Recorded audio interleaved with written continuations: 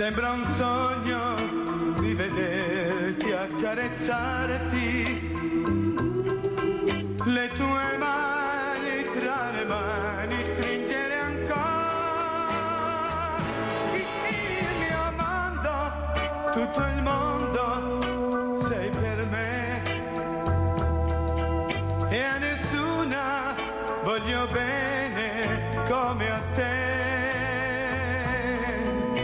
Ogni giorno, ogni istante, dolcemente ti dirò come prima, più di prima t'amerò.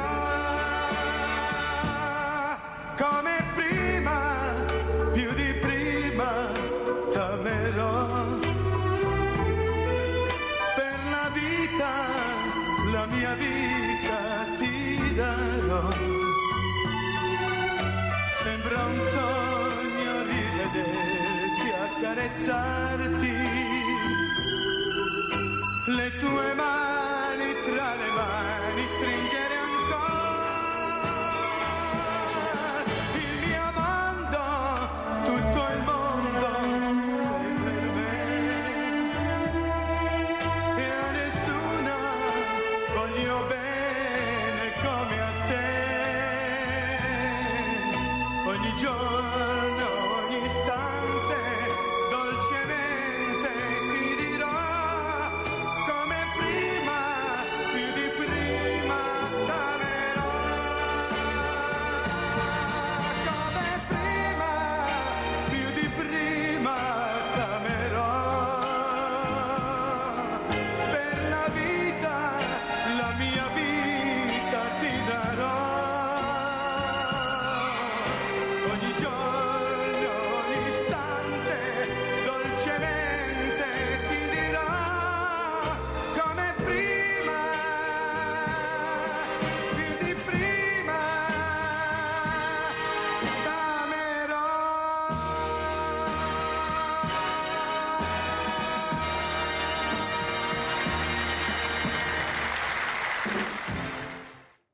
Forse queste canzoni, queste bellissime parole, che sono sempre di moda, poi oltretutto anche sui giovani, dovrebbero ascoltarli di più certi ragazzi, certi uomini, invece di ascoltare i giovani queste parole incredibili che usano in certe canzoni, trap, rap, e non si sa dove voglia arrivare e dove vogliono arrivare, ma soprattutto qualcuno che non riesce a abbassare l'asticella per proteggere questi giovani e proteggere anche noi oltretutto, perché poi fanno del male a tutta la società, nell'indifferenza totale. Cioè tutto, c'è un silenzio pazzesco. Avete sentito ieri questo vicino che chiama i carabinieri, ma non va a vedere questa ragazza che grida aiuto, chissà, forse penso io, magari si poteva fare qualcosa di più, ma lo dico io, ma devo dirlo perché lo penso. Questa paura di mettersi in mezzo, abbiamo sempre paura di tutto, di più, siamo terrorizzati, specialmente i diversi giovani, di uscire di casa, ma vi rendete conto che messaggio devastante è passato? Io non so se anche i sindaci, visto che sono loro quelli più vicini al territorio, cercheranno di far capire a quei politici che con delle frasi ignobili, incredibili, continuano veramente a fare delle sparate terribili che poi vengono amplificate in tutta Italia. Pensate che figura facciamo? Io non so cosa sta succedendo alla politica, c'è una politica buona ma ce n'è una cattiva che non riesce a crescere. Insomma, andiamo a casa, sti qua, basta, non ne podemo più. Ne parleremo questa mattina con Sergio Furlan, presidente Castaldo, Famiglia, Zatter, Menadas della Piave, che abbiamo ospite. Buongiorno Presidente. Buongiorno, saluti a tutti, ringrazio. No, grazie a voi di essere qua perché i valori stamattina e le tradizioni. E salutiamo anche l'avvocato Igor Brunello, vice sindaco di Carè, lista civica, provincia di Vicenza. Buongiorno avvocato, grazie di essere qui anche lei. Allora, avvocato, come commenta le mie parole? Io veramente sono inorridita, disgustata, non so più cosa dire, io cerco di portare anche sempre buoni esempi, ma c'è qualcosa che non riesco a capire. Perché non si fermano i cattivi esempi? Perché non si fa qualcosa per dire basta? Prego. Guardi, queste sono domande che sono di una complessità enorme. Io le posso solo dire come reagisco io come cittadino e come amministratore ogni volta in cui succede un fatto come questo, no? La prima cosa che io sento l'esigenza di fare è guardarmi dentro, perché questa narrazione che noi continuiamo a fare, che questi sono gesti legati a un impulso che solo alcuni hanno, questo parlare di mostro mi sembra molto inverosimile, no? La verità è che guardandoci dentro, tutti noi abbiamo anche degli impulsi molto aggressivi che pian pianino non siamo più capaci di gestire. La cosa a me fa molta paura. Quindi se penso da un lato che c'è bisogno di intervenire in questo senso nell'educazione, no? Però il problema dell'educazione è che è un percorso lento, ok?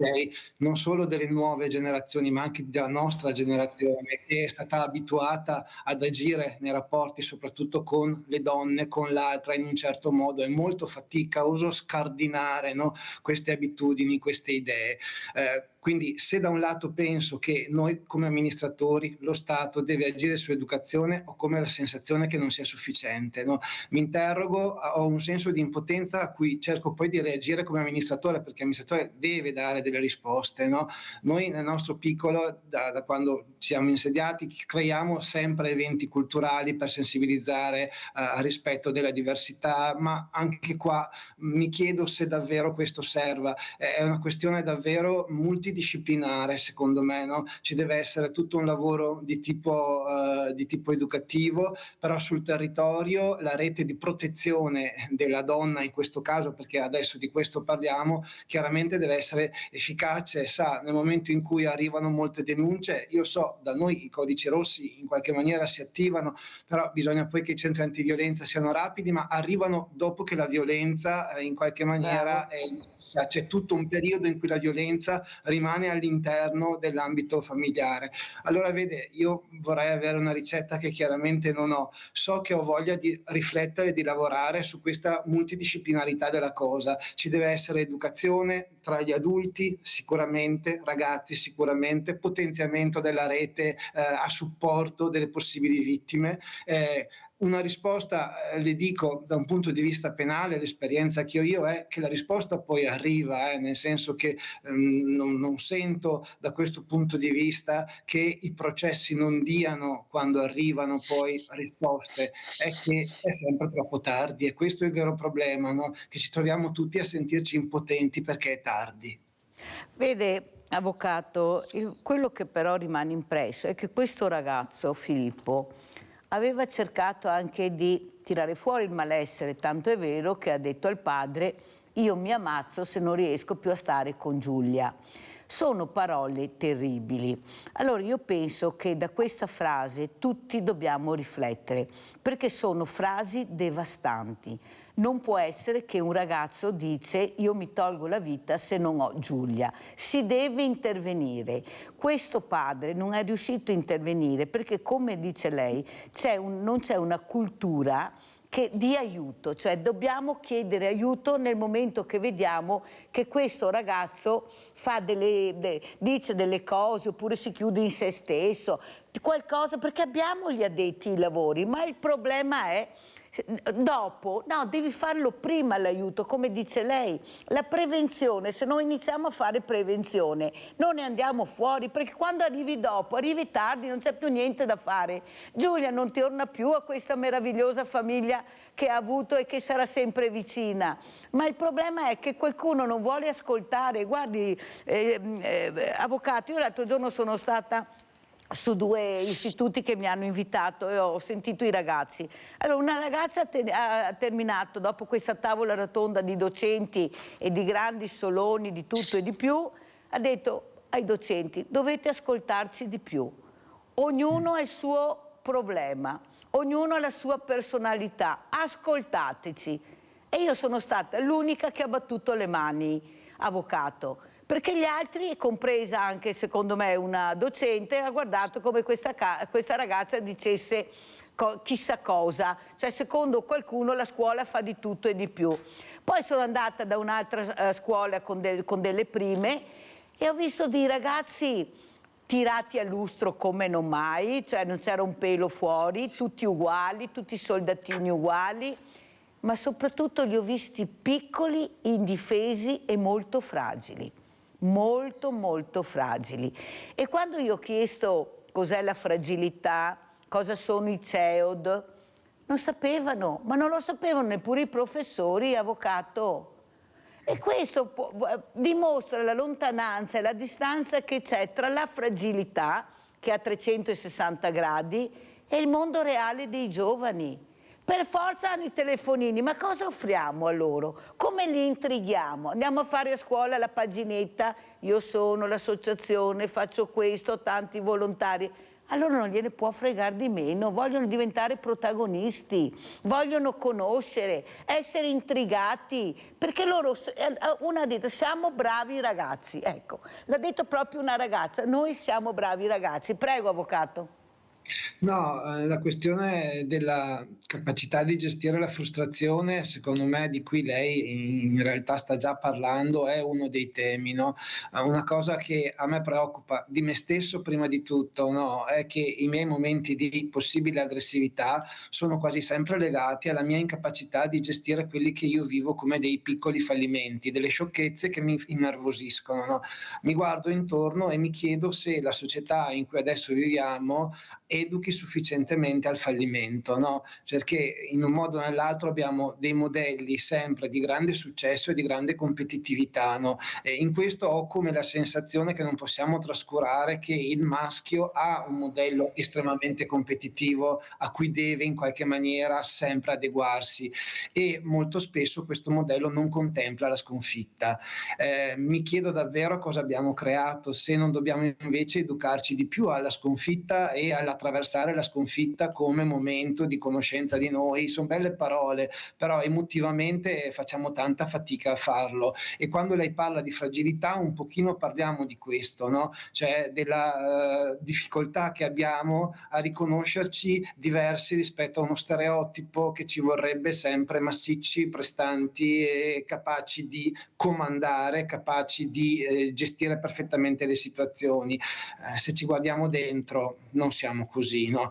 Per questo dico questa educazione affettiva, però contemporaneamente ho la sensazione che sia un percorso così lungo che se ci mettiamo a farlo ci vorrà del tempo, e la domanda è: e nel frattempo dobbiamo comunque potenziare una difesa, perché c'è un elemento di potere e di forza, no? Nel femminicidio c'è un corpo che è più forte di un altro e quindi lo aggredisce. Come può difendersi in questo senso una donna? Dobbiamo creare una rete che la faccia sentire in questo senso più E nel difesa. momento che si sente un grido di aiuto bisogna correre e andare a vedere cosa succede. Non vuoi andare da solo, chiama qualcuno vicino a te e vai a vedere, perché se questa ragazza grida aiuto vuol dire che è in grave difficoltà.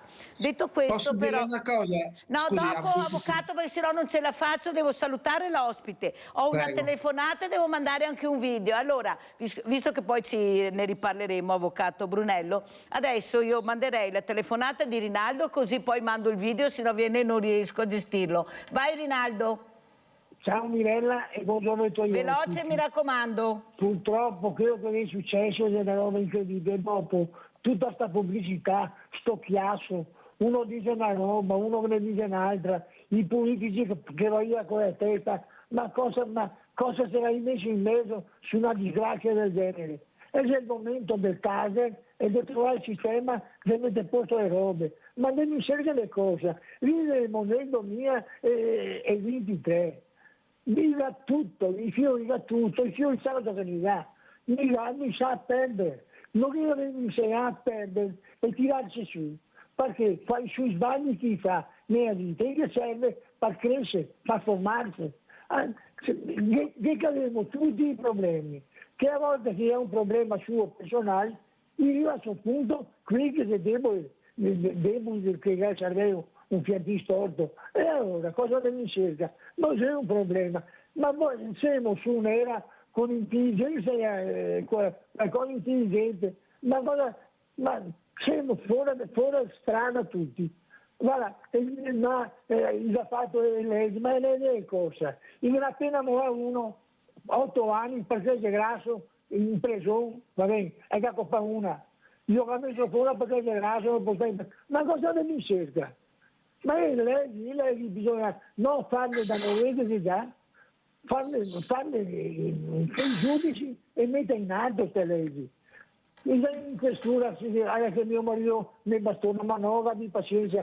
No, insegna subito la gente, perché il mondo non solo che danno gli altri, ma per tutto il mondo nasce queste robe. Se vogliamo cambiare pensieri, se vogliamo diventare bestie, anche noi altri. Purtroppo il mondo va avanti così. Ma è colpa che quello che l'abbiamo seminato... Dai Rinaldo, se no non vi affasso. Ciao Mirella, Grazie Rinaldo, molto gentile, grazie, sempre riflessioni importanti di Rinaldo che si possono veramente condividere. Allora salutiamo anche Sergio Furlan, presidente Castaldo, Famiglia, Zatter, Menadas della Piave.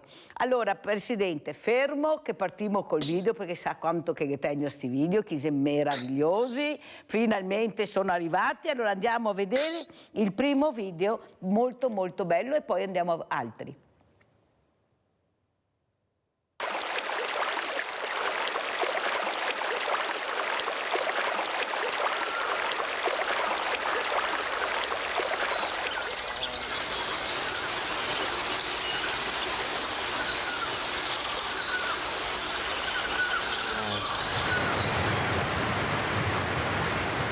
La vita scorre sull'acqua.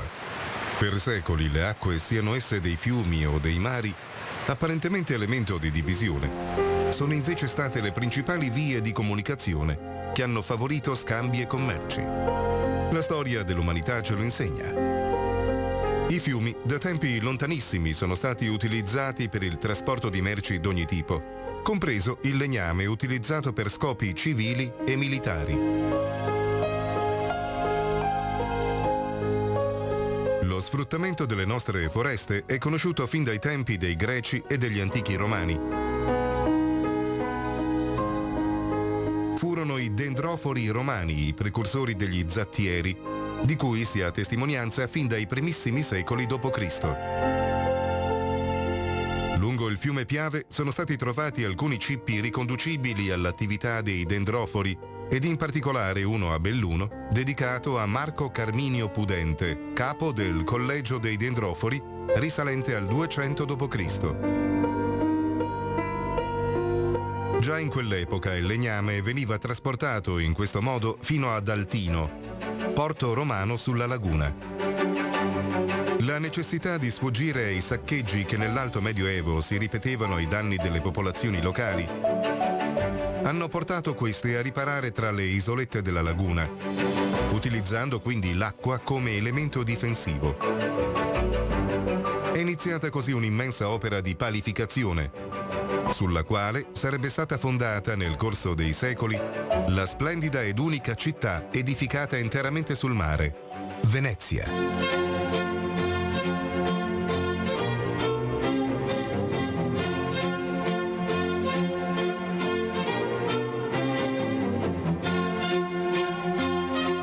Per le esigenze civili e per quelle navali della Serenissima fu straordinario l'impiego delle risorse forestali del Bellunese, dando sviluppo ad un'economia articolata lungo l'asse fluviale del Piave, dal disbosco alla lavorazione del legname, al trasporto dello stesso lungo le vie dell'acqua. Alla data evocativa del 3 agosto 1492, cioè il giorno in cui Cristoforo Colombo salpò verso le Americhe, veniva sottoscritto dal doge Agostino Barbarigo lo statuto della scuola degli zattieri per la regolamentazione della navigazione delle zattere lungo il Piave. Ciò avvenne solo qualche anno dopo l'ideazione della sega alla veneziana da parte di Leonardo da Vinci, un'innovazione che si diffuse ovunque, dando impulso alle nascenti segherie, così come quelle sorte in buon numero negli anni a venire, anche tra il territorio longaronese e Perarolo. Fa pensare come questo tipo di sega si sia mantenuto pressoché inalterato fin quasi ai giorni nostri.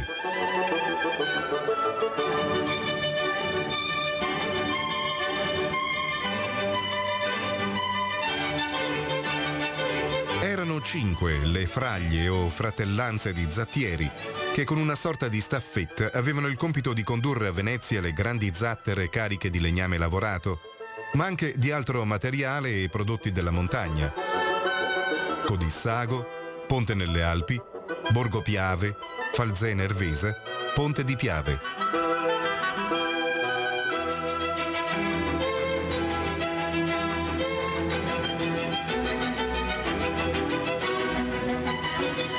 Il disbosco ed il trasporto a valle dei tronchi è avvenuto per secoli con metodologie imparagonabili a quelle moderne, con solo immaginabili fatiche e sacrifici. A ragione di ciò impressionano certi numeri, come i 300.000 tronchi che venivano immessi in acqua sul Piave ogni anno a monte di Perarolo, con l'apporto anche dei vari affluenti quali il Padola, l'Ansiei, il Boite.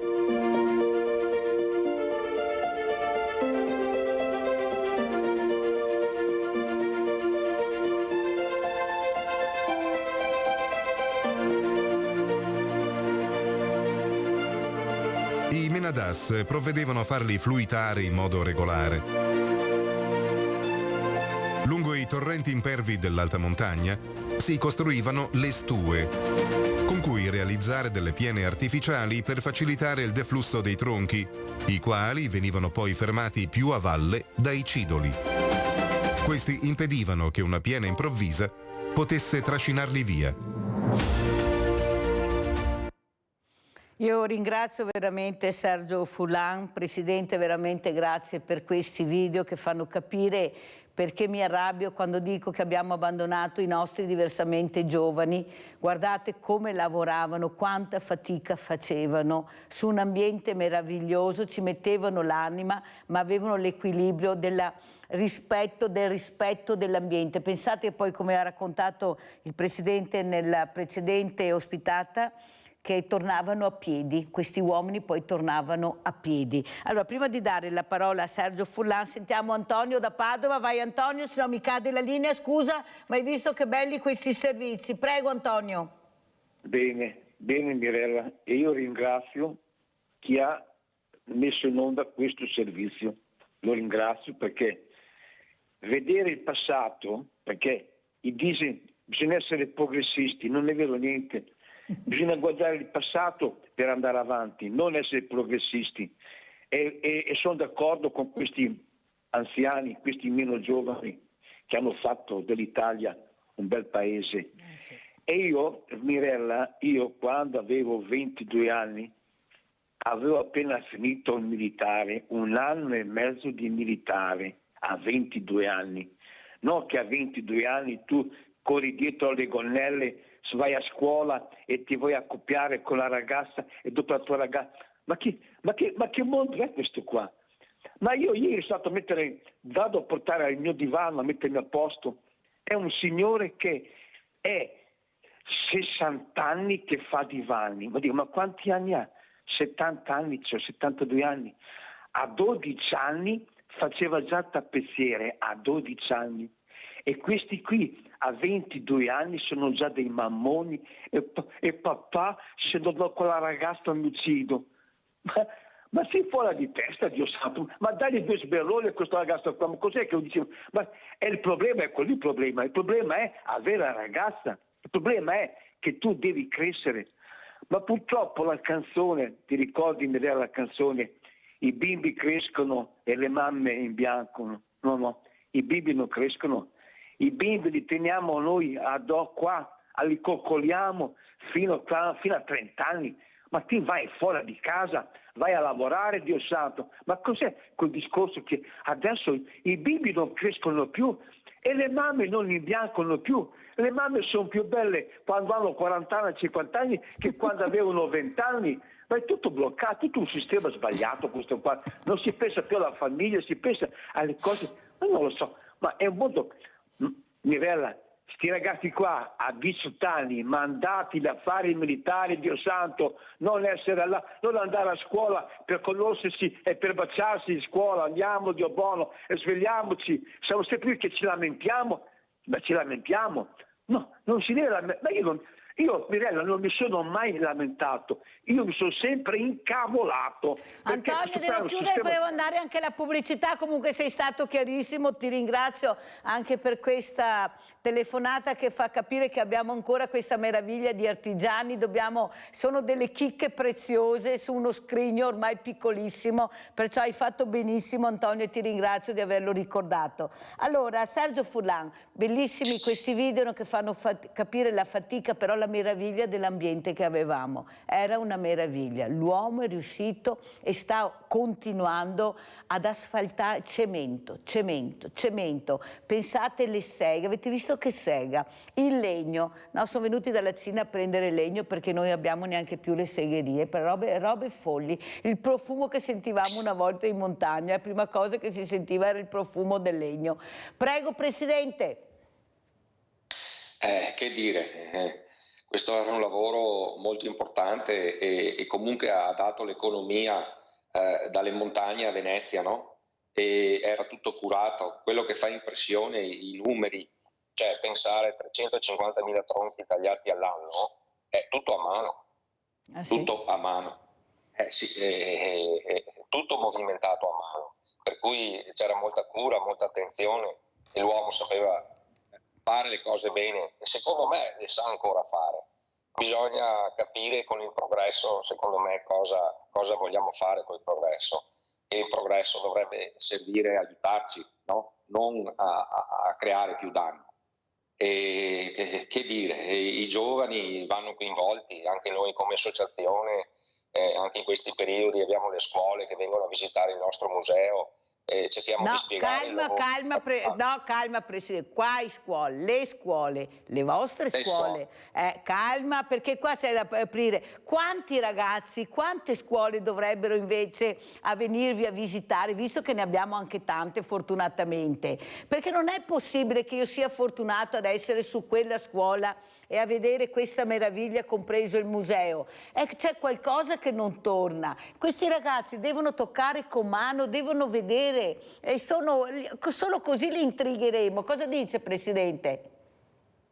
Beh, anche in questo periodo abbiamo fatto delle attività con delle scuole che abbiamo costruito delle zatterine, le abbiamo preparate e poi siamo andati nelle scuole, loro le hanno assemblate e le hanno costruite e a premio. E come ha visto questi ragazzi? Ecco, erano contenti, erano intrigati, erano felici di aver fatto questo lavoro?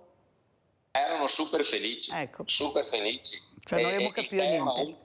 Sì, uno dei temi che è stato per me, siccome c'era bisogno dell'uso un po' del martelletto, il primo pensiero è stato: Dio, se si fanno male, però insomma poi sono andato avanti e i ragazzi hanno dimostrato che se vogliono sanno fare. Bravo Presidente, ecco è il messaggio che voglio dare questa mattina. Guardate che se li intrighiamo loro fanno, sempre con questo problema della sicurezza, dopo vedremo i morti sul lavoro che eseguono la massima sicurezza, perciò andiamo piano con sta parola. Andiamo da Maria da Bovolenta, vai Maria. Ciao Mirella, buongiorno ai tuoi ospiti. Niente Mirella, io volevo dire intanto, sono d'accordo con quello che ha detto Antonio di Padova. Sacrosante parole. E dopo volevo dire, Mirella, che adesso sto ragazzo, ho sentito che se per caso, perché sai che adesso c'è anche intendere di volere, lo passano, speriamo di no per caso, perché lui sapeva tutto cosa faceva, tutto quanto, quindi sapeva già, no, che dicono ma così, ma colà, no. E la gente non è più stupida che li voglia incrucare come vogliono. E intanto dovevano prendere, quando hanno cominciato con le donne così, ancora tempo indietro, dovevano prendere provvedimenti subito a queste donne, no che facciano un coso, come si dice, che vengono un conteggio enorme, perché hanno detto anche al giudice quello della giustizia che è il presidente. Nordio. Nordio, che non mi viene neanche le parole ormai. Niente, Lui può dire quello che vuole, ogni giorno ce n'è sempre una che muore, o che la massacrano di botte, che ci salva qualcosa, oppure le ammazzano. Ecco, Mirella, io guarda, veramente sono disgustata con questi politici, mi dico che sono drogati perché non sanno neanche cosa dicono.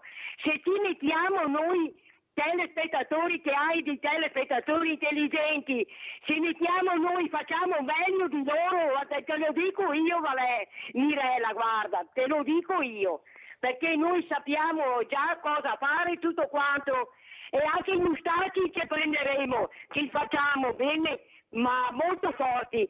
Allora io sono scossa questi giorni, te lo ti dico, Mirella, guarda, una cosa incredibile. Basta. Grazie Maria, grazie, devo accorciare perché devo mandare la pubblicità. Grazie Maria della telefonata.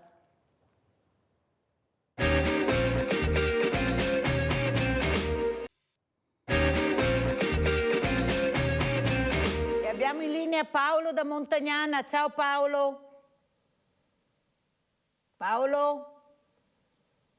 Abbiamo perso Paolo?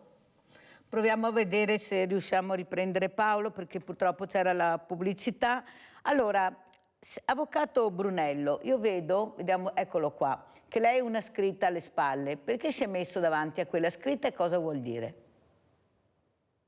Perché è una questione tecnica, poco romantica, perché nelle altre pareti ho delle finestre che avrebbero interferito. No, sai perché gliel'ho chiesto? Perché a casa, io so, siccome sono curiosi a casa, cosa vorrà dire? Che roba è che hai spalle il sindaco? Però è una scritta che ho voluto nel mio studio, che è una frase di Einstein che dice che l'immaginazione è più importante della conoscenza.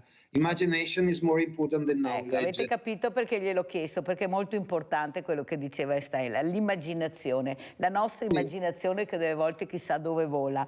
Però io le chiedo anche questo, avvocato Brunello. C'è stato un patto dei sindaci vicentini per le iscrizioni all'anagrafe. Sia i figli di due mamme, noi non abbiamo paura. Cito anche Franco Balzi, sindaco di Sant'Orso, Piera Campana, sindaca di Breganze, Valentina Maculan, sindaca di Carré. E lei è qui questa mattina. Ma non le sembra, avvocato Brunello, che qualcuno ha cercato di spostare l'attenzione sui temi importanti che assillano questa società, andando a parare chissà dove con queste mamme arcobaleno, con queste iscrizioni all'anagrafe, che non era un problema? Tutti facevano la loro vita tranquilli e beati.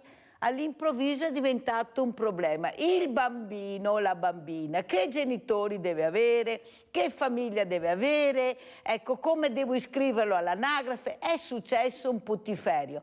Ma a mio avviso, avvocato, molto mirato, perché sono altri i problemi. Queste persone che io ho avuto anche ospiti, questi genitori, questi mamme, questi papà che adottano questi bambini, sono accettati dalla società, perché la società è più avanti. Quando io li intervisto, loro dicono tranquillamente, anzi ci accolgono benissimo, stiamo benissimo, non abbiamo nessun problema. Ecco, la politica che arriva a gamba tesa su temi che tranquillamente potevano essere evitati, mentre doveva prendere l'attenzione, non so, ad esempio sul fine vita, non so se ci rendiamo conto, ecco, questo tema così importante. Avete sentito Stefano Geller che è andato in regione, ma deve andare in regione per far capire l'importanza delle parole che dice. Ma voi sapete cosa vuol dire vivere così? Venite a casa mia. Prego, avvocato. Però vede, lei secondo me c'entra una cosa quando lei mi dice la società è molto più avanti, però nel momento in cui l'ordinamento giuridico non è in linea con la società e il legislatore, nonostante la Corte Costituzionale più volte abbia detto al legislatore devi intervenire, non intervenga, cioè, qui noi ci troviamo come sindaci a contatto proprio con queste famiglie e proprio perché vogliamo inclusione, perché pensiamo che tutti i bambini siano uguali, noi nel rispetto della legalità dobbiamo garantire, perché lei dice hanno l'iscrizione anagrafica, il problema in realtà giuridico invece c'è, cioè il fatto che quando arrivano dei bambini che hanno due mamme, perché su questo noi ci siamo espressi, è uguale quando hanno due papà e arrivano a trascrivere l'atto di nascita, per legge questi due papà e queste due mamme non possono essere trascritti, quindi questi bambini per la legge hanno o solo una mamma o solo un papà, mentre socialmente ce li hanno tutti e due. Lei sa che su questo tema secondo me c'è sempre tanta ideologia, quando secondo me dovremmo ragionare in termini umani e pensare che come dice la giurisprudenza, cioè questi bambini hanno un diritto di identità perché si percepiscono come figli di due mamme e di due papà, e si trovano invece a avere da questo punto di vista uno iato, una differenza tra come si percepiscono e come la legge li obbliga a concepirsi.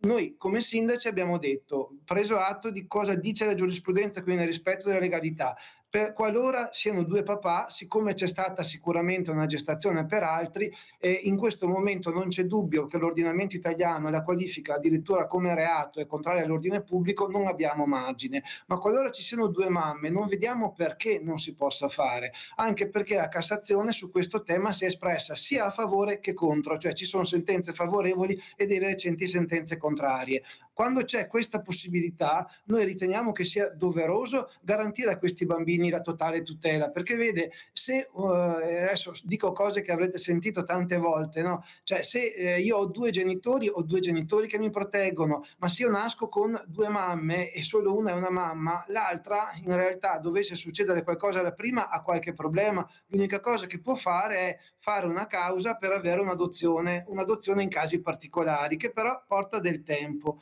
Siccome, ripeto, è la stessa Corte Costituzionale che dice al legislatore intervieni, io mi collego proprio a quello che lei dice.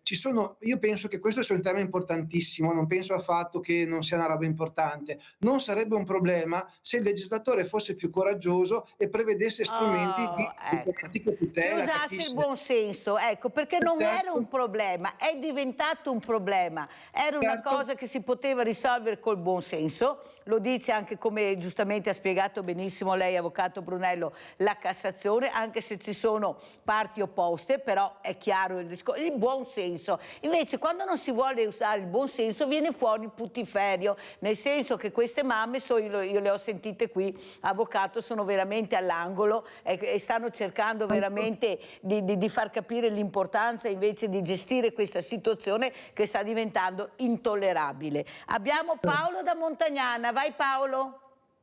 Buongiorno Mirella, buongiorno. A te e ai tuoi ospiti. Allora Mirella, io ritorno al caso di Giulia, no? Sì. Ritorno perché secondo me lo Stato, con tutti i soldi che vengono pagati, no, da noi cittadini sulle tasse, no? Io vivo in un paese dove, a Bassa Padovana, dove di sera, se c'è bisogno di qualche forza dell'ordine, devono arrivare da est, 15 km dal nostro paese. E adesso ti spiego il perché. Nel 2017 io ho assistito alla stessa scena che ha assistito il signore che ha sentito le urla di Giulia quando il suo ragazzo gli inferiva contro. Purtroppo io ero a 100 metri da questa coppia, ero a 100 metri, io e mia moglie.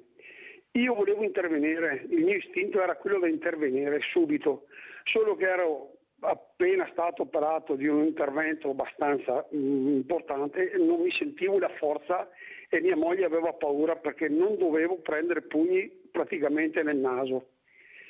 Ho chiamato i carabinieri.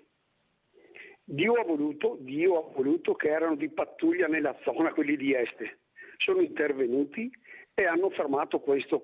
Io ho sentito le urla della donna, della ragazza. Era una ragazza giovane, sposata, che erano in procinto di separazione. Dio ha voluto che sono arrivati. Però io dico dovrebbero essere con tutti i consorzi che ci sono di polizia urbana, di carabinieri, non dico sempre, però dovrebbero girare di più anche di sera, perché io ti dico Mirella, questo che voleva che hanno fermato i carabinieri, perché io li ho chiamati subito immediatamente perché non potevo intervenire perché mi sentivo un po' debole, aveva un coltello da cucina, aveva un coltello da cucina, e ti dico erano le 10:30 di sera di fine settembre, nessuno, sentendo le urla e questo infieriva su sua moglie, è uscito di casa. È anche la paura di essere accoltellati magari insieme a sta ragazza, delle volte che non possiamo intervenire. Io sarei intervenuto, ti dico, dal mio istinto sarei intervenuto, però non mi sentivo tanto bene. È quello che dico, che lo Stato deve intervenire anche sull'ordine pubblico di notte, praticamente di sera, perché queste cose succedono gran parte di sera, a quanto vedo, a quanto sento.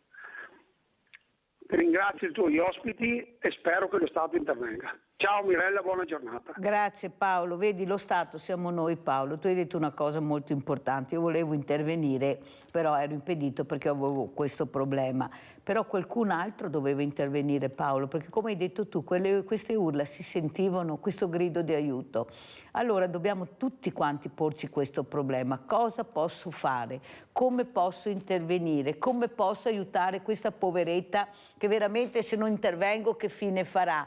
E dobbiamo cercare anche di capire in che maniera intervenire, non essere da soli, cercare anche di accerchiare un pochino questo uomo che sta facendo questo, perché veramente se no, se tutti quanti non facciamo la nostra parte, non è che possiamo mettere ogni 2 metri, Paolo, un poliziotto, un carabiniere, un finanziere, una polizia locale. Come fai a gestire il territorio per cercare, sì, più forze dell'ordine, hai ragione, ma questi sono problemi culturali che dobbiamo gestire tutti quanti assieme e dobbiamo crescere anche noi un pochino e avere meno paura. Paolo, guardate che io sto vivendo questi momenti, non so se è d'accordo l'avvocato Brunello, ma veramente c'è tanta di quella paura, specialmente diversamente giovani, ma anche genitori che hanno paura di mandare i loro figli nei centri storici per queste risse assurde, per queste baby gang che poi se li prendi sono pochissimi, ecco è più il social che amplifica in maniera incredibile, poi alla fine quando guardi è 1 o 2 che si scazzottano, è tutto il contorno che fa, ma gli esempi non sono così grandi, credete alla Mirella, ci sono anche tantissimi bravi ragazzi, è che non intervengono perché come dice, ecco, cosa faccio, come posso intervenire, anche questo è un tema importante, avvocato.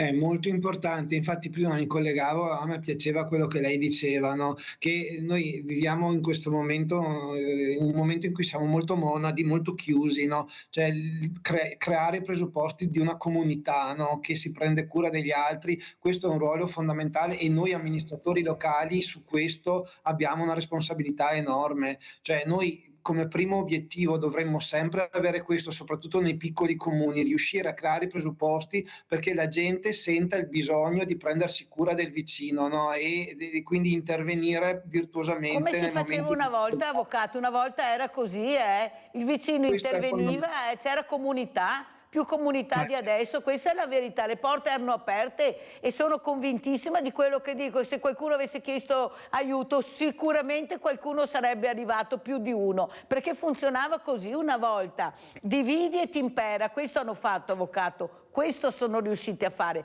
poveri contro i poveri, ricchi sempre più grandi, i poveri aumentano, sempre più poveri, gli anziani con i giovani divisi, le fragilità divisi, perché dividi e ti impera, se no come fanno a mettere le mani nella marmellata? Perché? Perché è così, credete la Mirella, è così, non gliene frega niente di noi, non gliene frega niente. Abbiamo Sebastiano da Abano, vai Sebastiano. Buongiorno signora Mirella, lei è ospite. Niente, buongiorno. Io 15 anni fa circa più o meno sono intervenuto su un treno dove c'era un ragazzo che stava rubando le borse ai viaggiatori. Ho fermato questa persona e l'ho consegnata alle forze dell'ordine ed è stato in Toscana, a Firenze.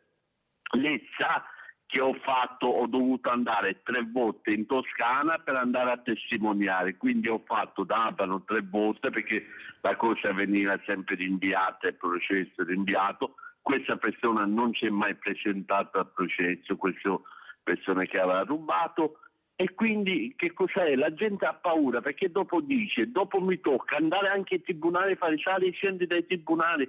Lei si immagini che Stato abbiamo? Cioè, quando io ti consegno alle forze dell'ordine, faccio la dichiarazione alle forze dell'ordine, ma che senso ha andare anche in tribunale? Cioè, io mi devo partire da Veneto, andare in Toscana, tutta spese dello Stato, perché in questo caso è lo Stato che rimborsa tutte le spese, ma sono soldi inutilmente, perché bastava una dichiarazione che ho fatto alle forze dell'ordine, firmata, andare dal giudice con quel foglio e andava bene. È inutile che rinviano e il testimone sempre deve fare avanti e indietro come uno stupido. Poi parliamo anche di tanta violenza. Noi vediamo che ormai, prima io mi ricordo quando ero bambino c'erano i cartoni animati di mattina, ora c'è soltanto, inizia la mattina e c'è solo cronaca.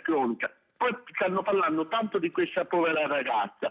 Ieri c'è stata una politica dove ha detto, dice, ne stiamo parlando tanti perché è la prima coppia giovane che c'è questo omicidio. Questi politici si sono dimenticati quando circa 2 anni fa a Palermo, in un paese di Palermo, c'è stato un ragazzo che ha ucciso la ragazza gli ha dato a fuoco a questa ragazza di 18 anni. Quindi questi politici si dimenticano facilmente tutto e purtroppo ci dimenticheremo pure di questo caso.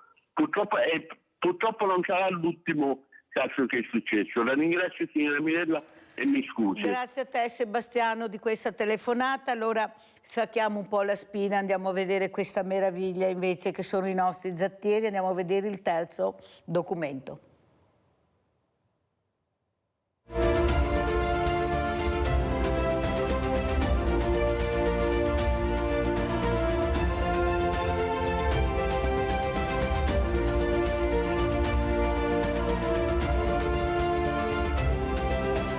Nel caso del fiume Piave erano gli abitanti di Codissago ad occuparsi della costruzione delle zattere, con le quali i tronchi lavorati nelle segherie venivano poi condotti fino alla laguna veneta. Non senza aver prima pagato dazio in vari punti, come a Borgo Piave, a favore del vescovo di Belluno, o al castello di Quero.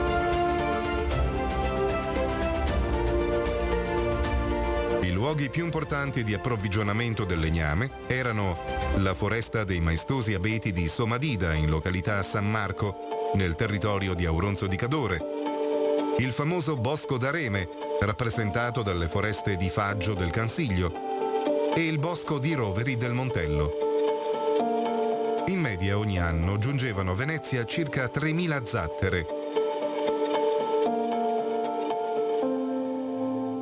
Verso la fine del Settecento, la città poteva contare su una quantità di legname annuale pari a 350.000 tronchi. Lo splendore della Serenissima poggia proprio sull'immenso tesoro, disceso dalle foreste dolomitiche fino alla laguna, lungo le vie dell'acqua.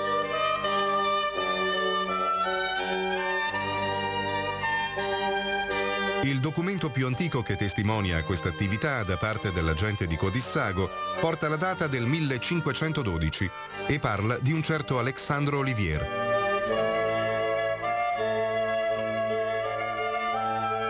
Le zattere classiche avevano una lunghezza di 21 metri per 4,20 di larghezza, con un peso di 20 tonnellate.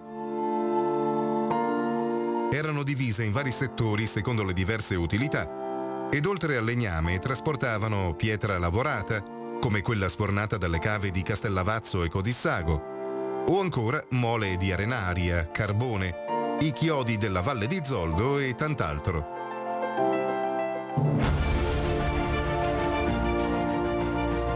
Costruire le zattere era un'attività ad alta specializzazione, diremmo un'arte, inserita all'interno di un'economia interdipendente. Zattere e zattieri, menadas, boscaioli, segantini, accomunati da una vita davvero dura, strappata alla montagna con straordinaria forza e coraggio. Coraggio che non poteva certo mancare nel condurre le zattere tra rapide, speroni rocciosi, secche ghiaiose ed insidie d'ogni tipo evitate a colpi di remo, senza contare l'imprevedibilità del tempo. Avete visto che meraviglia? Presidente Furlan, ma sapevano nuotare queste persone? Beh, penso di sì. Pensa però, non siamo mica sicuri. Eppure Sì, li no, avete insomma, visti che io- belli, camicia bianca e gilet nero. Ma avete visto? No, ma è incredibile che una volta, mamma mia. Allora abbiamo Giusy, vai Giusy. Ciao Mirella, buongiorno ai tuoi ospiti. E ora ieri sera, Mirella, ho visto Focus. Guarda come dice Emilio Fede, ha ragione. Quella signora lì che ha detto che stava mandando via il moscerino con quel gesto che ha fatto. Ma lei crede che noi siamo stupidi? Si è aggrappata agli specchi cadendo male. E come dice Emilio Fede, che figura! Sì, ma Lei spiega l'ha però, voltata, perché ma chi non noi l'ha visto siamo non sa di cosa stupidi, parli. signora. Questo volevo dire. E Bacciali è stato anche bravo Sì, ma Giusy riaverla spiega, ancora in perché studio. quelli che non hanno visto non sanno di cosa parli. Allora se puoi dirlo te, perché io mi vergogno, guarda. No, non voglio dillo, sei neanche tu che parlare, l'hai parlato, perché ha fatto mi vergogno, Daghia. un gesto di masturbazione, come ha detto il dottor Bacciali, e come chi ha visto Focus lo ha visto benissimo. Lei, siccome si dà delle arie perché dice che fa tutto, cioè che lei fa questo, fa quello, aiuta questo, aiuta quello, e deve ancora imparare l'educazione e il rispetto per noi che siamo a casa, che guardiamo Adesso abbiamo le capito. trasmissioni. Questo voglio dire. Grazie Dovrebbe Giusy, vergognarsi. grazie infinite Giusy. Allora, Presidente Furlan, bellissimi queste immagini, questi video, lei sa quanto io ci tengo, ma perché a mio avviso questi sono i video da portare nelle scuole, ecco, anche i sindaci qui dovrebbero veramente fare squadra per far capire, magari nei pomeriggi, fare dei cineforum con questi video meravigliosi che fanno capire l'importanza. Io ho gli alpini che dicono, quando noi abbiamo questi ragazzi che li portiamo a fare i campi estivi, sono fantastici, si divertono, abbiamo una richiesta che aumenta sempre di più e poi li perdiamo. Basta, finito il campo estivo, stop. Prego Presidente. Sì, ecco, secondo me anche dalle scuole bisognerebbe creare un sistema che va bene in classe, però anche i ragazzi, secondo me bisognerebbe portarli fuori e in tutte le condizioni del tempo, anche quando c'è la neve, c'è la pioggia, la passeggiata, e portarli a vedere le cose, fargli toccare con mano. È giusto lo studio perché è importante la classe, tutto qua, però bisogna ritornare a toccare con mano. Lei mi chiedeva se sapessero nuotare. Io credo di sì, anch'io sono uno razza Piave, ho vissuto lungo il Piave, da piccolo vado a giocare nel Piave, e si imparano tante cose, e è passato tanto tempo, sono ancora qua. Invece adesso secondo me i ragazzi sono troppo frenanti, bisogna lasciarli fare e bisogna portarli in giro a vedere le cose, soprattutto le scuole e soprattutto fare sport. Guardiamo anche il quarto video perché è molto bello e poi lo commentiamo anche con l'avvocato Brunello. Cerchiamo di fare squadra anche questa mattina per cercare di dare delle motivazioni a questi ragazzi. Chi vuole naturalmente, non è mica per la giacca. Vuoi venire a vedere questa cosa, toccare con mano, a fare qualcosa? Andiamo a vedere.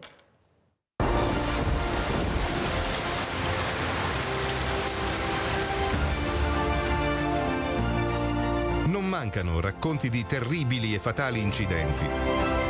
Nonostante questo, era un'attività che presentava un certo fascino. È proprio in onore di quegli uomini e per non disperdere la memoria della loro storia millenaria che la comunità di Codissago ha ricostituito nel dicembre 1982 la famiglia di Zatere Menadas della Piave. Con regole gestionali ben precise, nel rispetto della tradizione storica, la famiglia ha svolto da allora una fervida attività formale e pratica, con iniziative volte al recupero del patrimonio storico, sublimate nella realizzazione del Museo degli Zattieri del Piave a Codissago, o nelle molte rievocazioni, con il presupposto di dover imparare a costruire le zattere proprio come quelle dei padri, con le stesse tecniche materiali e con le quali ridiscendere ancora la Piave, come è avvenuto per secoli fino alla prima parte del Novecento.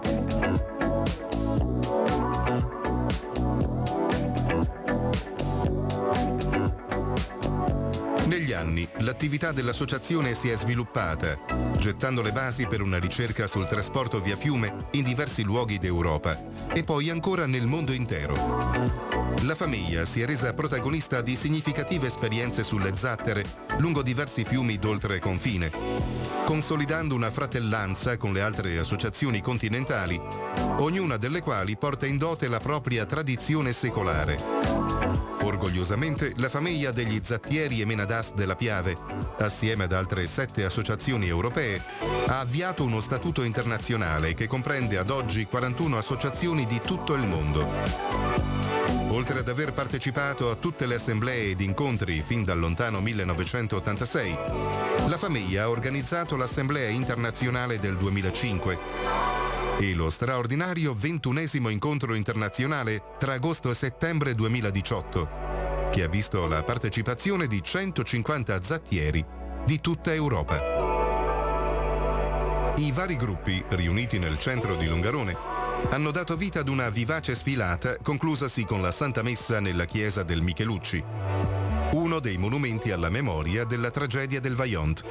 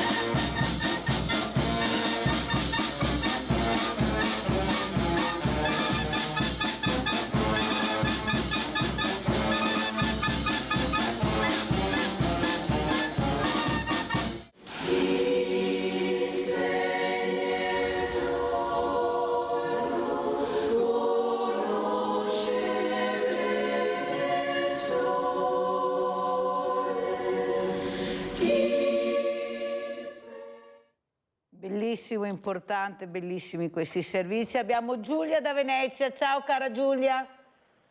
Mirella, ciao, buongiorno a tutti e anche ai tuoi cari ospiti che hai là. Niente Mirella, bravissima la signora Giusi. Mi hai sentita Mirella fino adesso? Sì, tranquilla. Sì, bravissima la signora Giusi che ha avuto il coraggio lei di dire questa cosa di ieri sera. Io non avevo il coraggio di chiamare per dirla. Allora Mirella, volevo dire che quando una donna è anche una giornalista, che è una persona studiata, vero Mirella, si presenta in televisione a fare quel gestaccio perché se l'aveva presa col consigliere, mi sembra, il dottor Zanoni, è una cosa, è stato bravissimo il dottor Bacialli perché poi ha mentito. Vedi Mirella, ha detto che non ha fatto niente, allora il dottor Bacialli è andato a rivedere e ha visto e gli ha chiuso la trasmissione, poi ha chiamato, voleva scusarsi e ha fatto una scusa Mirella con dente sollevato. Si dovrebbe vergognare Mirella, perché guarda, se siamo ridotti così che una donna in trasmissione fa quei gestacci, poi mente, allora manca Mirella, soprattutto nella nostra società, manca la verità, l'umanità e la misericordia. Quando mancano queste 3 cose qua Mirella, dove vuoi che andiamo Mirella? E allora Mirella ha fatto bene la sorella della Giulia, quella ragazza poveretta che, guarda, sono stata distrutta per 8 giorni, non ho neanche dormito la notte quando l'hanno trovata sabato, la notte della domenica. Allora Mirella ha fatto bene a dire quello che ha detto, perché veramente Mirella siamo ridotti così. E se una giornalista si permette di fare quei gestacci, allora Mirella io le auguro che farà poca carriera, perché non si comporta così in televisione. È onore al dottor Bacciali che ha subito provveduto. Ti ringrazio Mirella per tutto quello che fai, ringrazio tanto i tuoi ospiti, vi auguro a tutti una buona giornata. Ciao. Sì, ma vedi Giulia, hai ragione, avete ragione, però non può una donna, adesso io non lo so, non ho visto purtroppo, ma rivedrò, poi sentirò anche il dottor Bacciali, il nostro direttore. Ecco, ci sono anche le altre donne però Giulia, quelle che tutti i giorni si rimboccano le maniche e stanno cercando di mettere e di dare degli esempi veramente positivi e bellissimi e importanti. Sono più, cioè una non riesce proprio a far cadere nella sconcezza certe situazioni, perché quelle più brave, come ho detto, dei ragazzi, quelli bravi sono molte di più che si mettono in gioco tutti i giorni. Allora, avvocato Brunello, come ci saluta e cosa vuole dire anche al presidente Furlan di questi video meravigliosi, di questa voglia di continuare con i valori, le tradizioni, il rispetto, la bellezza dell'ambiente, il lavoro, chi ne ha più ne metta. Prego, avvocato. Io voglio dire che mi ha mosso curiosità perché ne so niente. Vedi? E quindi se è riuscito a smuovere curiosità e meraviglia è una cosa molto bella. L'altra cosa che mi piace sempre quando si guarda al passato non in modo necessariamente nostalgico, ma con la voglia di creare un ponte fra il passato e il presente, e che nelle sue parole ho trovato questo, mi è piaciuto molto, no? Quest'uomo che guarda al passato ma non dice no in modo a prioristico al progresso, ma parla di un progresso sostenibile, e poi che dai video ho intuito che l'associazione crede molto nelle relazioni, no? Questa voglia di creare momenti di condivisione, e quindi sono incuriosito, e sul resto invece questa idea di relazione, di comunicazione fra passato e presente mi sento molto in linea e quindi mi sono sentito vicino. Allora lo invitiamo, cosa dice Presidente Furlan? Invitiamo l'avvocato a vedere questo museo meraviglioso che c'è. Forse dovremmo fare più gemellaggi anche in Italia, poi noi li facciamo all'estero, forse sarà utile, cominciamo a fare questi gemellaggi anche in Italia. Cosa dice, avvocato? Vabbè, ci sono anche in Italia, tra diversi paesi. Noi ce l'abbiamo con Compagni in questo momento in Francia, ma insomma è sempre molto... Sarà una bella meglio che occasione. iniziamo a conoscerci anche tra di noi prima di andare anche all'estero, visto che abbiamo tante tradizioni e valori con delle figure meravigliose come il presidente Sergio Furlan. Grazie all'avvocato Igor Brunello, vice sindaco di Carrelli, lista civica. Grazie Sergio Furlan. Presidente, come ci saluta? Niente, ringrazio l'avvocato, vi saluto. Il museo sappiate che è unico in Italia. Quando è aperto? Diciamo che quando è aperto questo museo Belluno? È su prenotazione, andate sul sito e troverete tutte le indicazioni, e noi, perché siamo tutti volontari, lo aprono, così anche se uno è di passaggio abbiamo le persone che Dica anche il sito, Presidente, che è importante. www.famiglia.it. Lo ripete per cortesia? Preciso, adesso guardi, mi togli impreparato. Il sito è importante, Presidente. Lo so, però cercate Famiglia di Stater e troverete su internet tutte le Perfetto, grazie a Sergio Furlan, anche Presidente Castaldo, Famiglia Zatter, Menadas della Piave. Stavolta ho detto proprio giusto. E allora io concluderei anche con questo altro documentario dei Zatteri e poi andiamo immediatamente in pubblicità. Suggello emozionante di queste giornate, evento straordinario e forse irripetibile, è stato l'apertura della Regata Storica di Venezia, in Zattera, lungo il Canal Grande, con una zattera costruita secondo tradizione e con a bordo alcune personalità, oltre ai rappresentanti delle varie associazioni. Un evento che ha suscitato un giustificato entusiasmo ed ha celebrato in modo spettacolare il secolare legame tra la montagna bellunese e la magnifica Venezia, la città sull'acqua unica al mondo.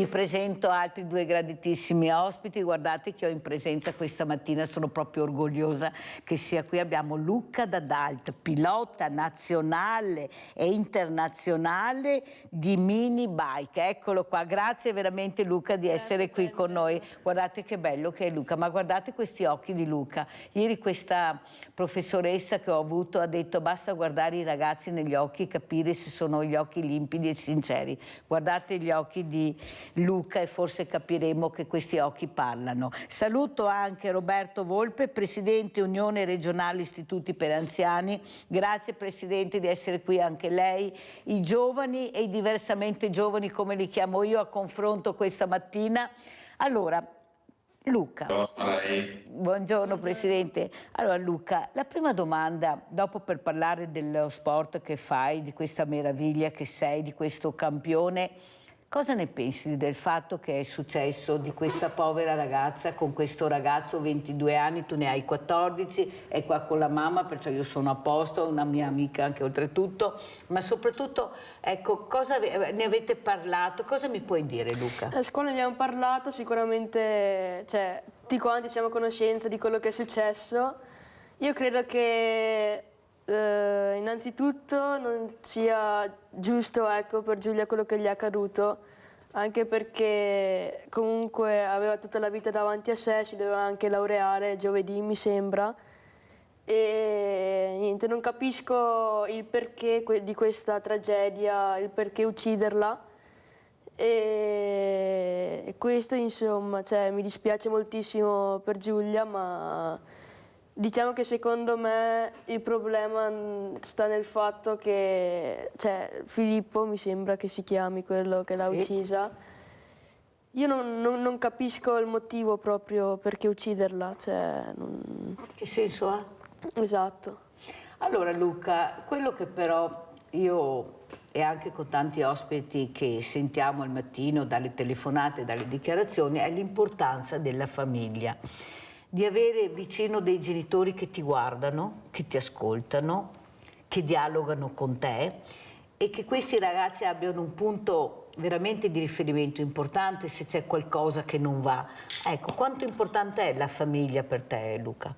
È la cosa più importante secondo me, perché diciamo che all'interno della famiglia si può parlare di tutto, problemi, problematiche, insomma, ci si può confrontare, si possono chiarire le idee, diciamo che tutti i problemi vanno esposti anche, ecco, se no, secondo me, come Filippo, secondo me lui aveva un problema, cioè, ma proprio, dico, piccolo, ecco, cioè, aveva non lo so come spiegare, perché proprio non riesco a capire. Lui aveva dei problemi, che forse se da piccolo che era questo problema qualcuno lo avesse seguito e accompagnato in un percorso rieducativo anche personale, forse il problema non si sarebbe così ingigantito, perché bisogna fare prevenzione, è là il problema, non puoi farla dopo. Giulia non torna più purtroppo, per la sua famiglia, per lei, soprattutto con una vita, come dice il nostro Luca Dadalt, avete sentito cosa ha detto?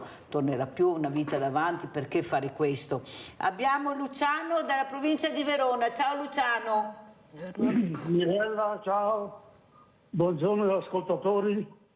Io sono in provincia di Brescia. Ciao. Ascolta, faccio tanti auguri al ragazzino lì per la sua vita sportiva e anche per la scuola, tra parentesi. Volevo dire qualcosa anch'io su questa tragedia. Secondo ieri, Mirella, non so se hai sentito, qua in Lombardia un marocchino ha buttato l'acido a una ex fidanzata ieri. Tutti questi discorsi, io spero di sbagliarmi, tutte queste manifestazioni, tutto questo non serve. Nel 2023 48 bambini sono stati uccisi in Italia dalle mamme. Hai sentito 15 giorni fa a Bergamo, no? Ne ha ucciso uno un anno fa, di 4 mesi, e poi ne ha ucciso l'altro di 2 anni. Poi tanti uomini.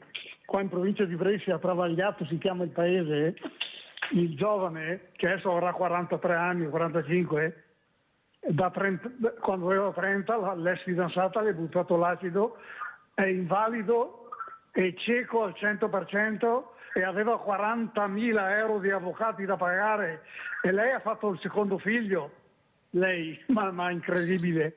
Niente, secondo il mio modesto parere, quando denunciano, qua non c'era niente da fare. Qua non c'era niente da fare perché sono andati a cena e tutto, non c'era niente da fare. Ma tante volte denunciano anche 10 volte, e purtroppo un po' i carabinieri, un po' i giudici fanno poco finché non succede la tragedia.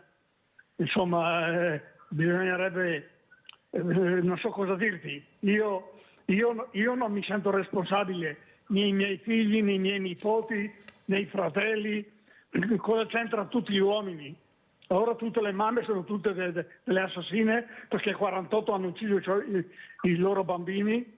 Niente Mirella, ti ringrazio, buongiorno a tutti, auguri a tutti.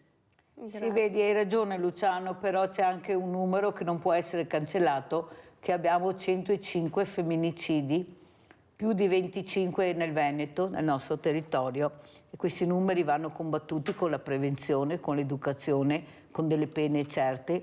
Questo ragazzo, come gli altri che hanno ammazzato queste povere creature indifese, con una violenza inaccettabile, non una coltellata ma 25 nascoste, ecco, massacrate, ci dà l'ergastolo, punto e basta. Ma un delitto afferrato così, ma è capace di intendere e volere, la buona condotta, e dai.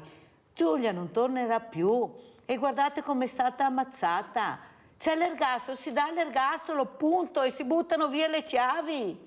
Non si può continuare così, guardate cosa ha fatto Giulia, ed è ancora pericoloso, lo dicono i giudici, cioè se lo dicono loro noi cosa dobbiamo dire? Sentiamo, allora parliamo anche con Roberto Volpe, Presidente Unione Regionale Istituti per Anziani. Ecco, lei ha dichiarato non autosufficienti in aumento, ma la politica non pensa a loro. Io lo dico tutte le mattine, Presidente, siamo pienamente d'accordo. Prego Presidente. Ma guardi, anche per avere un minimo di collegamento con le cose che stava dicendo adesso, la realtà è che questa società è malata nelle parti valoriali. Adesso noi stiamo parlando del dramma che abbiamo visto in questi giorni di Giulia, il telespettatore di prima ha parlato delle mamme che uccidono bambini, altro dramma. Però provate ad immaginarvi e proiettarvi ciascuno di voi anziano tra 15 e 20 anni e pensare se questa società sarà in grado di dare quello che hanno dato le società precedenti agli anziani di oggi. È una famiglia totalmente cambiata e questo sarà uno dei grandi problemi di questo paese. Solo in Veneto nel 2050 avremo 640.000 anziani ultraottantenni contro i 370.000 di oggi. Immaginatevi dentro a questi numeri quanta non autosufficienza ci sarà, immaginate quante famiglie saranno drammaticamente colpite da questo, famiglie che non sono quelle patriarcali di una volta, ma spesso sono fatte da un componente, ovvero un figlio, e continuiamo a non affrontare questo tema di un paese che invecchia, e lo sapevamo da anni che stavamo invecchiando. Siamo oggi il secondo paese più vecchio al mondo dopo il Giappone e stiamo qui a disquisire su cose che non hanno senso e non cerchiamo di affrontare il problema. Il problema è che oggi la non autosufficienza già oggi è uno dei grandi problemi della nostra comunità e anche veneta in particolare, e quindi è necessario che se ne parli. Guardi, io ogni giorno ricevo decine di telefonate di famiglie disperate che hanno gli anziani in dimissione dall'ospedale e non possono riportarli a casa. Sapete cosa vuol dire riportare a casa un anziano non autosufficiente che ha un fabbisogno H24? Ti cambia la vita in pochissimi minuti. Ti cambia la vita. Ha fatto bene a spiegarlo, Presidente Volpe, perché delle volte uno non si rende conto, lo vado a trovare all'ospedale, va bene, sì, me lo porto a casa, riesco ad accudirlo, poi non succede così. Abbiamo sentito anche ultimamente cosa è successo, quel marito che ha ucciso la moglie, ecco, la figlia ha detto mi prendo io cura di mia mamma, ma portarli a casa è un'altra cosa, come spiega bene il Presidente. C'è tutto un assieme di circostanze che veramente ti fanno andare fuori di testa, non sei preparato, non siamo preparati, i servizi alle persone non arrivano.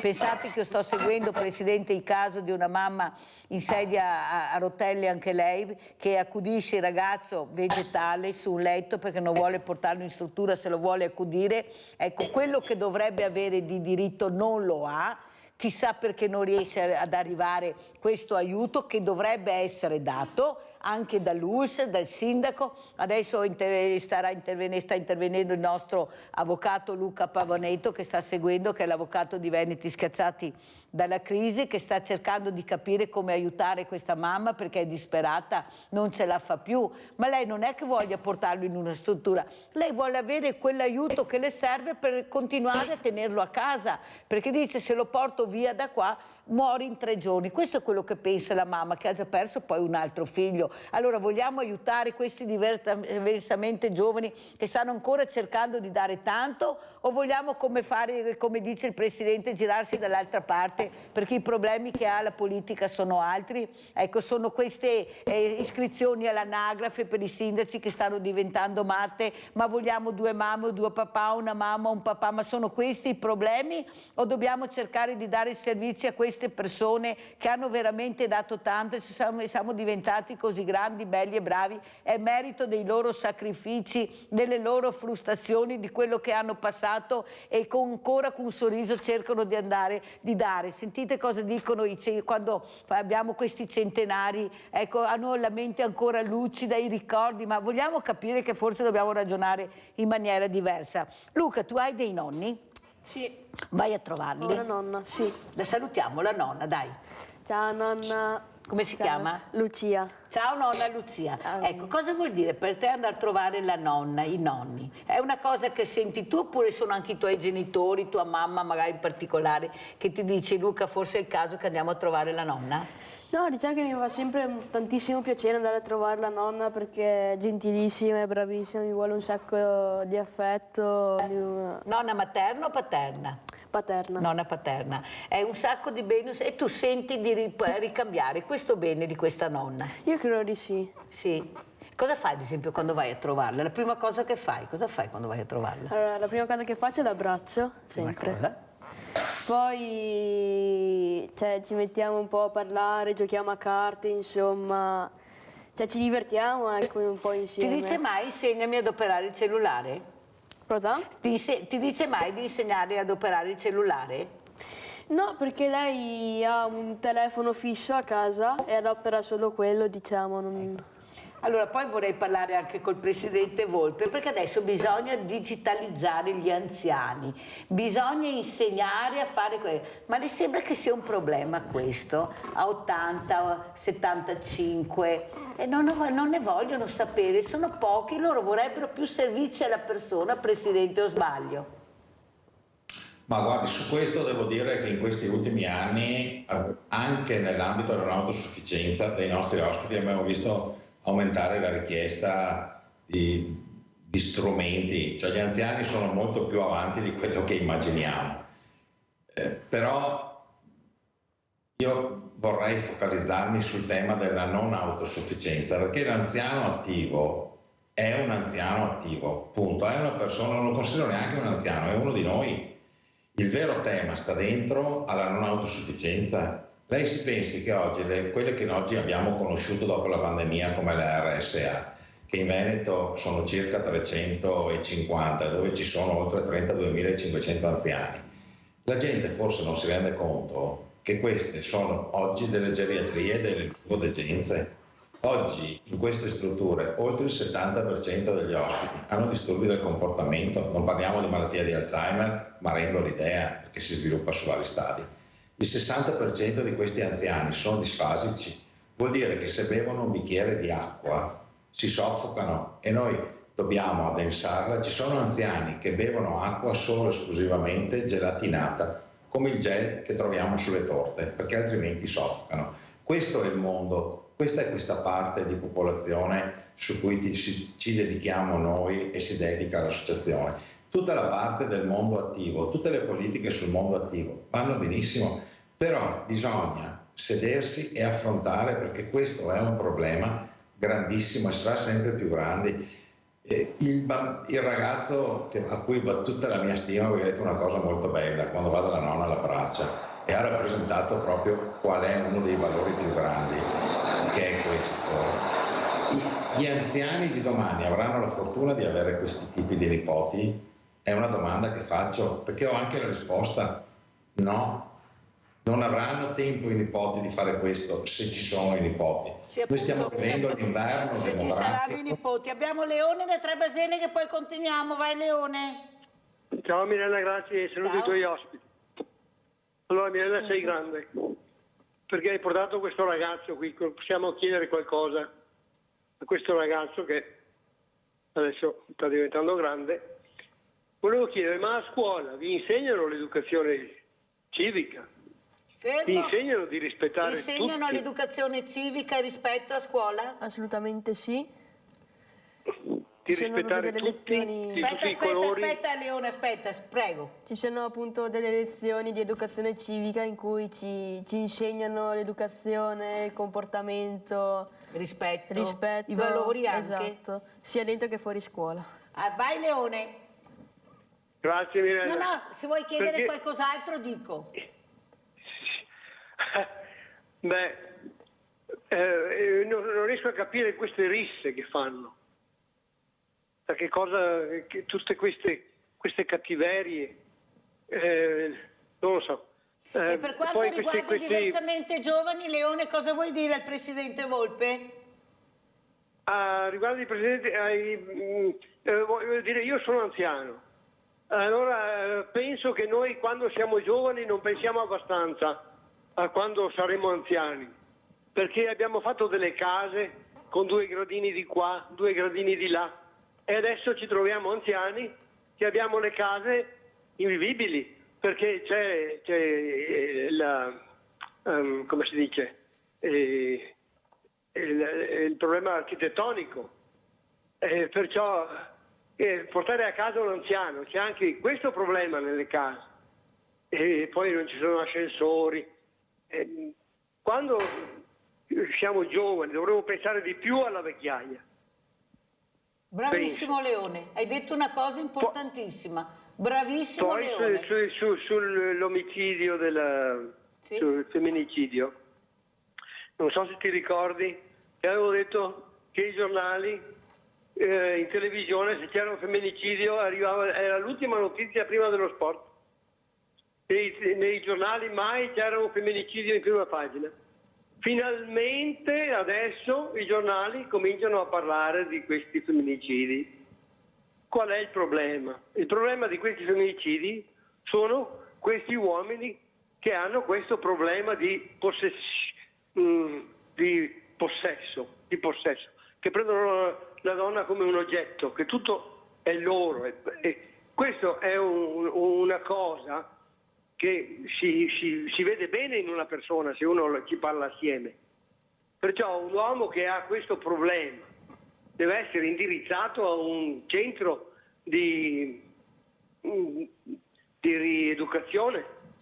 Questo che sto dicendo da molto, questi uomini devono essere rieducati, e questo ragazzo aveva tutti i sintomi di un uomo che si comporta in quella maniera, perché era possessivo, non la voleva lasciare, si voleva ammazzare, però adesso che lei è morta non si ammazza mica, come la mettiamo?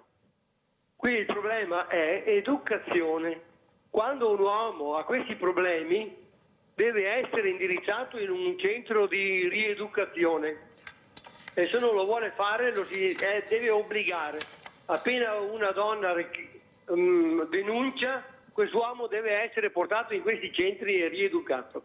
Ciao Mirella, grazie. Grazie a te Leone, sono contenta che siete felici di avere ospite Luca Dadal e anche il presidente Roberto Volpe. Io direi adesso di guardare anche queste immagini di Luca Dadalt, l'immagine di queste gare. Allora vediamo le immagini e le commentiamo. Ecco, qui cosa stiamo vedendo? Luca, dove sei? Cosa stai facendo? Allora, vai. Qui è la partenza di gara 2 a Jesolo, l'ultima tappa del campionato italiano, dove sono risultato terzo ma dopo un infortunio. A giugno mi sono rotto l'omero sinistro del braccio e ho saltato 6 weekend di gara, quindi 6 gare. Purtroppo non sono riuscito a vincere il campionato italiano, però ho compensato vincendo l'europeo, dai, almeno...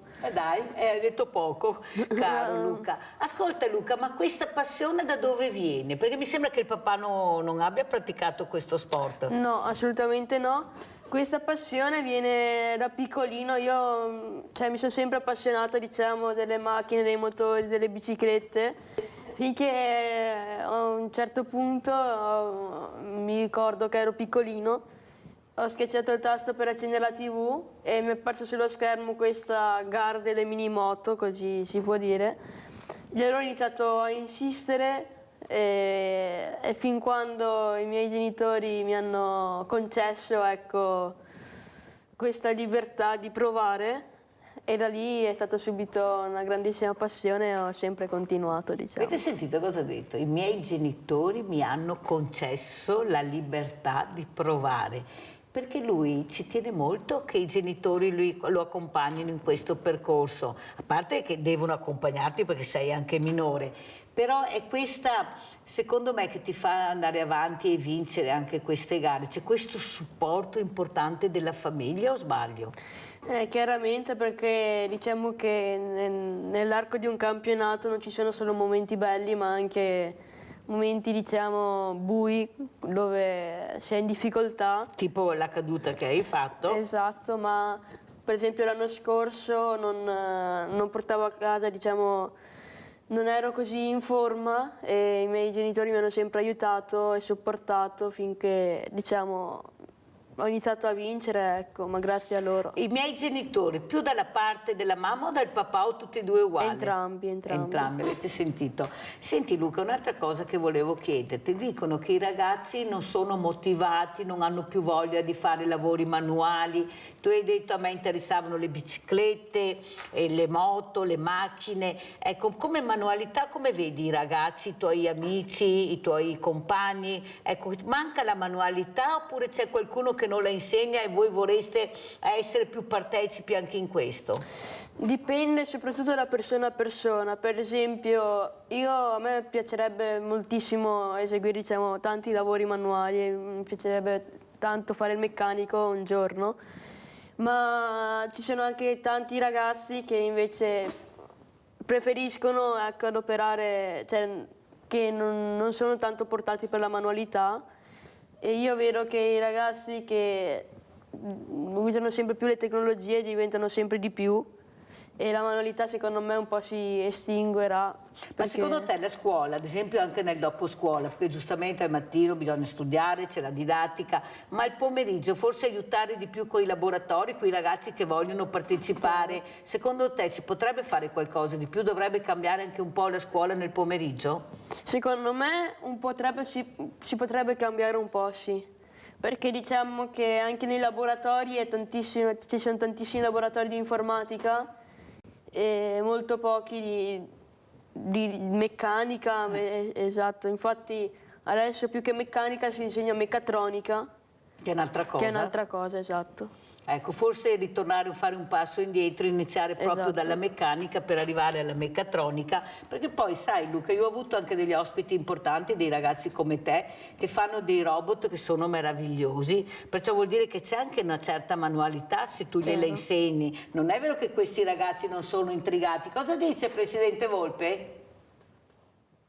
Intanto mi piace molto perché Luca ha detto nel suo racconto, ha usato la parola genitori qualche decina di volte più o meno, ed è proprio questo quello che secondo me oggi su cui fare una grossa riflessione. Non possiamo pensare che tutti quei valori siano delegabili alle scuole o a chissà che altre strutture. Bisogna partire anche dai valori della famiglia. Lei quando entra in un ristorante, quando i bambini vede seduti a tavola con i genitori col cellulare, con l'iPad in mano, e quel tavolo non parla nessuno, lei si immagina tra le mura domestiche.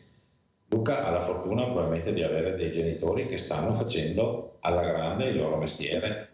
Non arriverebbe mai ad avere questi risultati e queste soddisfazioni se non avesse alle spalle una famiglia così in grado di trasmettergli questi valori.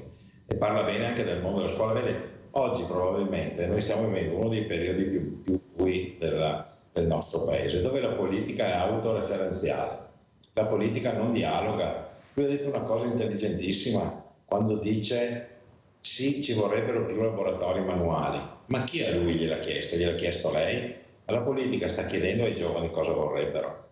Io quando parlo di anziani non è che sia un fenomeno, ma mi proietto tra 20 anni cosa vorrei. In Veneto oggi ci sono già oggi oltre 205.000 anziani che vivono soli nelle nostre città. Noi siamo un paese che censisce gli alberi secolari e non sa dove sono gli anziani soli. Sa cosa vuol dire essere solo? Lo diceva benissimo prima lo telespettatore. Un anziano ultra ottantenne al quarto piano di un condominio senza ascensore è forse un uomo libero? Questo è una donna libera, un anziano libero, un'anziana libera? Questa persona in solitudine è destinata ad arrivare a un'autosufficienza in brevissimo tempo. Se quella persona la mettessimo al piano terra, probabilmente cosa gli regaliamo? Gli regaliamo anni di vita, gli diamo l'autonomia, gli torniamo a dare l'indipendenza e probabilmente gli togliamo anche solitudine, perché avrà la possibilità di uscire di più, avrà la possibilità di avere più persone che la vengono a trovare. Ma vede, sono tutte considerazioni queste che non dovrei fare io, lei o altri, dovrebbe essere nel DNA della politica. Noi quando abbiamo deciso di nominare i politici abbiamo commesso un grande errore perché li abbiamo staccati dal territorio. Io mi ricordo che una volta la politica di destra, di sinistra, di centro, non importa, però tornavano nei loro territori a cercare il consenso ma dialogando con la gente. Oggi questo si è perso. Si pensi che noi, il secondo paese più vecchio al mondo, il PNRR, che mette oltre 200 e passa milioni nelle casse di questo paese, non c'è un centesimo per le strutture per anziani. Quindi avremo grandissimo bisogno per metterle più funzionali ai nuovi anziani, tecnologicamente avanzare. Un paese di vecchi che non è un paese per vecchi, che si sta completamente dimenticando. Facciamo gli stati generali della natalità. Nessuno ha mai pensato che forse è bene fare anche gli stati generali della quarta, quinta e sesta età ormai. Un paese che si dimentica dei vecchi. Guardate che è un fatto gravissimo, è un fatto sotto il profilo etico, sociale, è gravissimo. Un paese che non pensa al futuro di queste generazioni, non pensa ai problemi che genererà ai giovani di domani. Oggi stiamo vivendo l'inverno demografico, non abbiamo più personale da inserire nei servizi. È una tempesta perfetta. Gli anziani crescono, i bisogni crescono, calano le persone che si dedicano alle persone, calano medici, calano infermieri, calano operatori, calano tutte le professioni. Ma sapevamo che 20 anni fa questi professionisti non erano nati. Però continuiamo a spostare là il problema. Vede, la politica oggi ha un grande difetto, che conosce i problemi che verranno, però li delega a chi verrà quel giorno, senza preoccuparsi che bisogna iniziare oggi per risolvere i problemi di 20 anni fa, dei prossimi 20 anni. Ma forse sta anche copiando tanto dall'America, che stiamo andando verso una sanità privata più che una sanità pubblica. Adesso qualcuno si è accorto e Presidente, purtroppo i numeri sono numeri, da là non si sbaglia, i numeri sono numeri. Nel privato trovi subito psichiatri, trovi quello che vuoi subito. Nel privato non è così, nel pubblico non è così, perché qualcuno non è che non ha fatto i conti, sta facendo altri conti. Allora Luca D'Adalto, quello che volevo anche chiederti, guardiamo anche queste immagini che sono immagini molto importanti che ha portato Luca, e vediamo cosa ne pensa e come li commenta. Vediamo le seconde, eccolo qua, una vittoria, una premiazione. Qui dove siamo, Luca? Qui siamo a Codogno ed è stata la seconda gara di campionato che ho vinto È stato bellissimo perché è stata la mia prima doppia vittoria, ecco, del campionato italiano. E niente, sono felicissimo di vedere queste immagini perché mi portano tanti ricordi, perché adesso diciamo che non parteciperò più a questo campionato perché passerò di categoria e ci tenevo appunto a chiedere se qualcuno appunto vuole sponsorizzarmi per aiutare. Chiedilo, giustamente, chiedilo. Sono qua anche per chiedere questo perché è giusto. Perché non hai trovato nessuno che ti sponsorizzi ancora? No, stiamo cercando, abbiamo iniziato un po' a trovare e stiamo continuando a cercare per, diciamo, aiutarci anche a livello economico. E quello lì invece è il mio meccanico, bravissimo, io credo che sia la migliore persona che abbia incontrato a livello di quel mondo lì. E niente, ci tenevo appunto a chiedere appunto... Certo. Se qualcuno voleva sponsorizzarmi e mettetevi cercare in contatto anche con la esatto. Mirella, che poi la Mirella arriva a Luca. Senti Luca, un'altra cosa che volevo chiederti. Ecco, io veramente ho anche il presidente del Veneto regionale, Dino Ponchio, che dice che le società sono poco aiutate e specialmente la regione Veneto è quella che dà meno di altre regioni per aiutare questo mondo. Ma come hai detto tu, si parte dal piccolo per arrivare anche al grande campione, però è da là che si parte, perciò anche questo supporto secondo te dovrebbe essere dato di più in maniera anche per stimolare i giovani ad avvicinarsi più al mondo dello sport, e quando è importante fare sport indipendentemente dalla tua disciplina. Ecco, cosa vorresti dire ai ragazzi? Perché ho intervistato questi ragazzi nelle scuole la scorsa settimana e tantissimi non fanno sport o non gli interessa o l'hanno abbandonato. Cosa vuoi dire Luca? Allora, lo sport è importantissimo perché aiuta sicuramente ad organizzarsi anche con la scuola.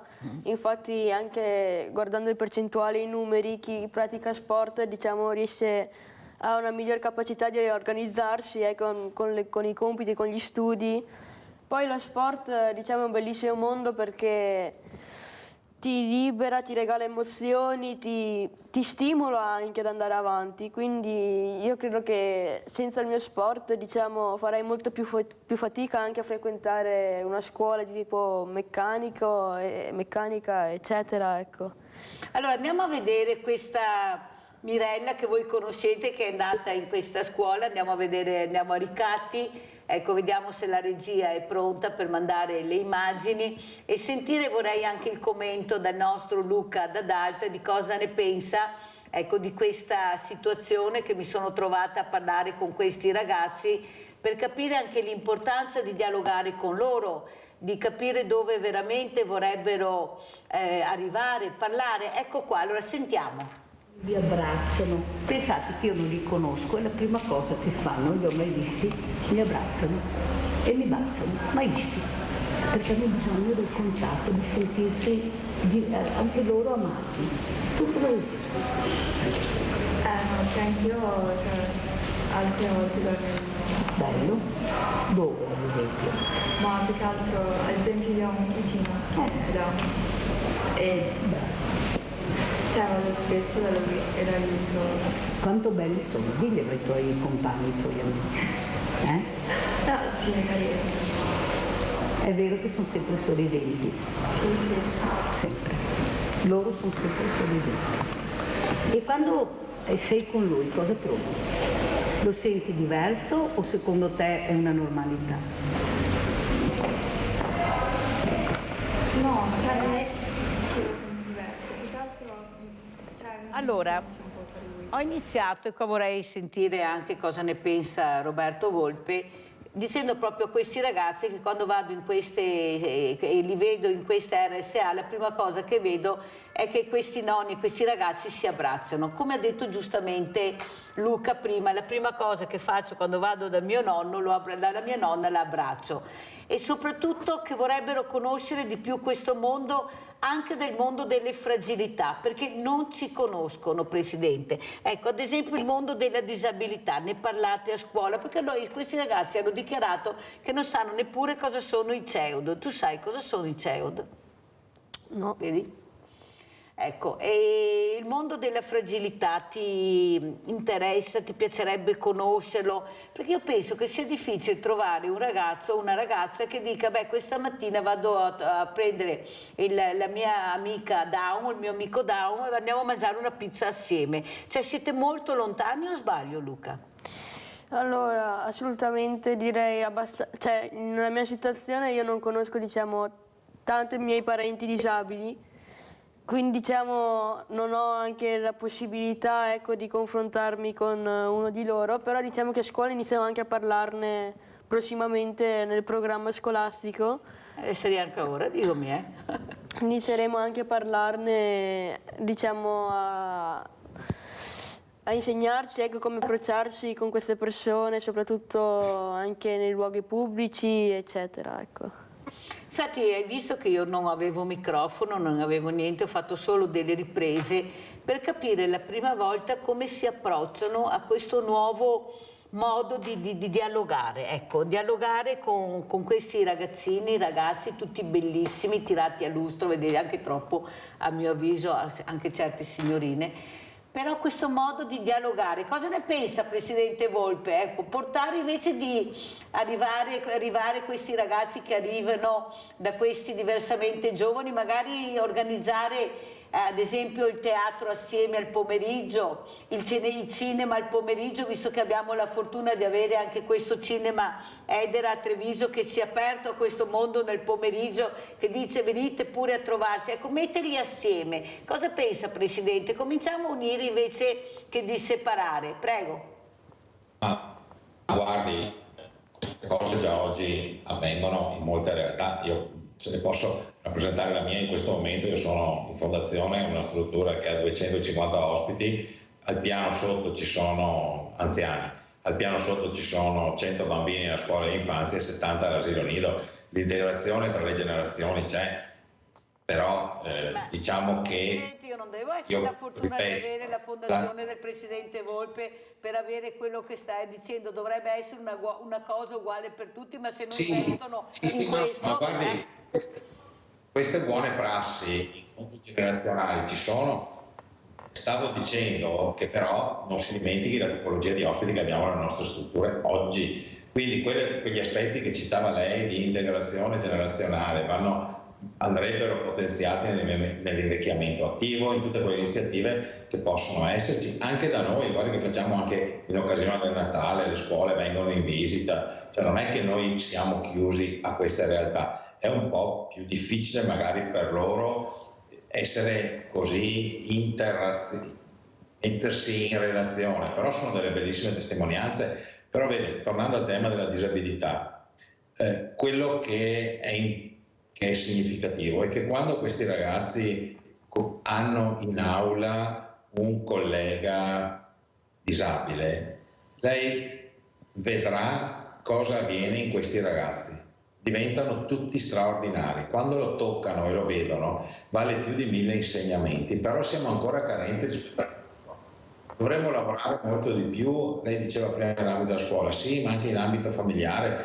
Oggi non siamo che nasconde le disabilità, anzi abbiamo scoperto che sono un valore. Pensate a tutti gli sport paralimpici che sono nati, anche i ragazzi giovani, pensiamo a Dinamo Camp e a tante altre iniziative. C'è una cultura in crescita che va alimentata e non va abbandonata, va sostenuta e va aiutata, questo anche nell'ambito dello sport.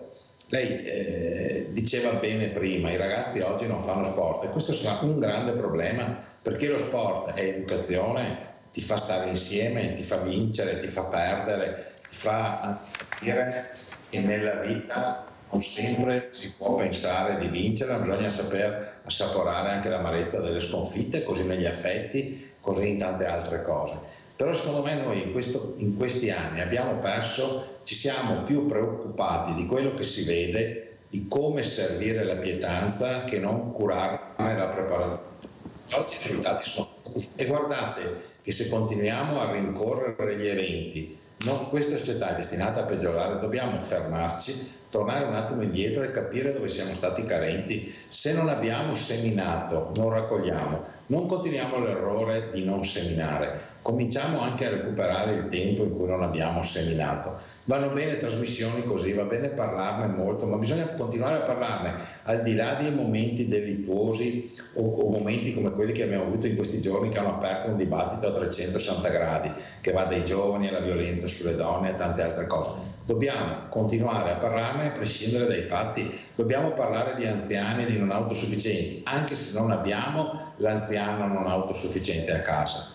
Dobbiamo parlare della disabilità, anche se non abbiamo il disabile a casa o fuori dalla porta, perché sono tutti temi che fanno parte di una società che deve essere responsabile e che deve smettere di essere così egoista. Sì, però per parlarne devono anche investire in questi ragazzi. Ha sentito, sto cercando uno sponsor, dovrebbe esserci qualcun altro che pensa a questo ragazzo, a questo campione che sta dando degli esempi meravigliosi, a sponsorizzarlo. Non è possibile che una famiglia deve sborsare 5.000 euro per togliere un campione da una società, per portarlo da un'altra parte, perché quella società non va più bene. Capisce che ci sono delle cose che anche il mondo dello sport deve rivedere, perché non è possibile che ci sia un costo e una medaglia con un costo paralimpica e una diversa dalle Olimpiadi, perché sono due costi diversi, con la fatica che fanno anche questi ragazzi. Ma se ne parla e poi si parla della pista da bob da 200 milioni.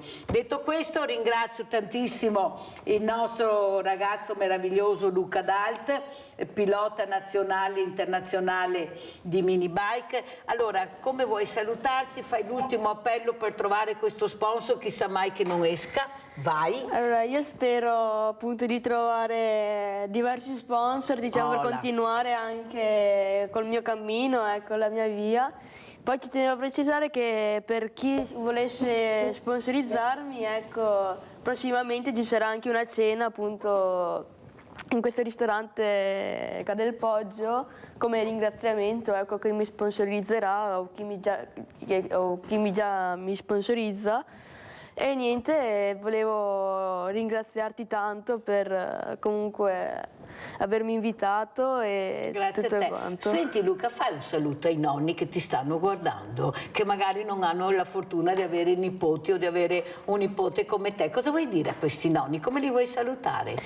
Allora, io qui ho una nonna perché purtroppo mio nonno non c'è più, però grazie mille nonna, ti saluto tanto, un abbraccio e ci vedremo presto, dai. E questo è rivolto anche a tutti i nonni che ti stanno sentendo, vero Luca? Grazie tantissimo a Luca Dalt, grazie anche a Roberto Volpe, Presidente Unione Regionale Istituti per Anziani, grazie, pubblicità.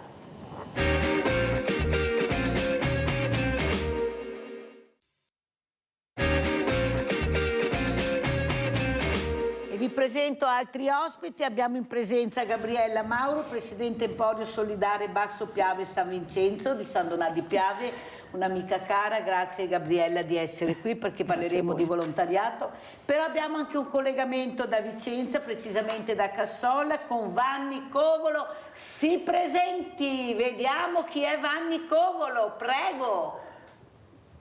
Buongiorno e grazie per l'invito. Buongiorno. Sono Vanni Covolo, sono il responsabile del progetto River Cleaning.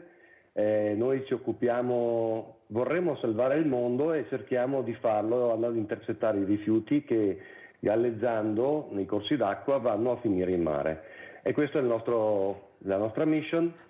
Abbiamo un sistema molto interessante di cui magari ve lo spiego pian piano. Che noi abbiamo già visto, vero Vanni? Assolutamente sì, Mirella. E com'è andata da quella volta che abbiamo visto che lei appunto faceva l'appello soprattutto agli amministratori sia locali che regionali che nazionali per capire l'importanza di questo progetto che può cambiare il mondo? Beh, diciamo che abbiamo avuto una serie di cose positive. Bene. Una di queste è sicuramente lo sviluppo che abbiamo apportato poi all'innovazione, quindi siamo cresciuti. Adesso siamo pronti ad andare in tutto il mondo. E l'altra è quella che insomma comunque abbiamo installato un impianto in provincia di Venezia abbiamo partecipato a 2 bandi allora vediamo europei. delle immagini, Vanni, che così a casa capiscono quelli che magari non l'hanno già conosciuta di cosa stiamo parlando. Vediamo delle immagini così Vanni Covolo le commenta, prego. Grazie. Sì, beh, questo è essenzialmente un'animazione che abbiamo preparato, diciamo così, per diffondere nelle scuole, perché uno dei grossi problemi che abbiamo al giorno d'oggi è la grande inciviltà. Noi abbiamo i sistemi di differenziata, però non sappiamo gestire il rifiuto, e quindi abbiamo pensato di creare un video esplicativo dove spieghiamo anche ai ragazzi a scuola che tutta questa plastica che viene ammassata poi pian piano, come vediamo, va a finire nei corsi d'acqua, talvolta inavvertitamente, a volte volutamente. Succede che poi i pesci si mangiano queste bottiglie di plastica, questi pezzi di plastica, come vedete qua, e poi ovviamente quando vengono pescati i pesci vanno a finire nelle nostre tavole, e che cosa ci troviamo all'interno? Ovviamente ci troviamo i pezzi di plastica che si sono mangiati, quindi la microplastica, eccola lì. E quindi tutto il ciclo rinizia nuovamente, spiegando che se siamo virtuosi, le bottiglie di plastica che arrivano nei corsi d'acqua vengono intercettate dal sistema River Clean. Eccolo qua. Quindi guarda, permette di intercettare la plastica, che poi viene raccolta e finalmente portata a riciclo per essere riportata a nuova vita. Quindi ecco, questo è semplicemente un video animato per le scuole, o comunque che può servire anche per i grandi, no? Perché in modo semplice e banale però si fa vedere che ci potrebbe essere un nuovo futuro per la plastica, e che non è quello di dover andare a finire. Ecco, guardiamo anche questo video, questo è quello reale, quello che succede con la plastica, con questo meraviglioso progetto di Vanni Covolo che finalmente si è realizzato, e qualcuno ha capito l'importanza di questo progetto per fermare la plastica e raccoglierla. Ma perché così tanti paletti Covolo in Italia, quando c'è una buona cosa, un buon progetto, invece di investire, di aiutare? Ecco, bisogna sempre andare all'estero, da un'altra parte, come aveva raccontato lei, che mi ricordo che era andato qui a due passi dall'Italia, ma sempre fuori dall'Italia con questo progetto. Non mi ricordo se era l'Albania o dov'era, che lei era già andato, che avevano capito l'importanza invece di questo meccanismo per recuperare la plastica. Prego. Sì, allora il sistema, come si vede, è composto da una serie di boe che, ruotando grazie alla corrente dell'acqua, quindi a gratis, quindi non ha bisogno di energia esterna, grazie alla rotazione sposta tutti i detriti galleggianti sul punto di raccolta per essere intercettato. Il sistema è semplice e banale ed è efficace. Purtroppo non è così facile farlo capire alle municipalizzate, alle autorità competenti, perché siamo abbastanza lenti, diciamo. Pensate che per avere un appuntamento con l'Associazione Nazionale dei Comuni ci abbiamo messo 1 anno e mezzo, cose molto difficili da comprendere. E che cosa facciamo? Adesso cerchiamo di appellarci sì in Italia, ma comunque andremo all'estero, c'è poco da fare, perché non possiamo non fermare questo continuo disastro, no? C'è una quantità di rifiuti che va a finire in mare che è enorme, che va su un unico grande mare che è di tutti, che però essendo di tutti non è di nessuno. Quindi questo è quello che cerchiamo di fare. Ci piacerebbe che un'idea come questa, un progetto come questo fosse compartecipato dallo Stato, dal Ministro dell'Ambiente, che ci fosse la mano importante dello Stato che prende per mano la soluzione funzionale e dice: bene, la adottiamo ovunque e la portiamo addirittura anche all'estero. Ma non è così veloce, ma col tempo ce la facciamo.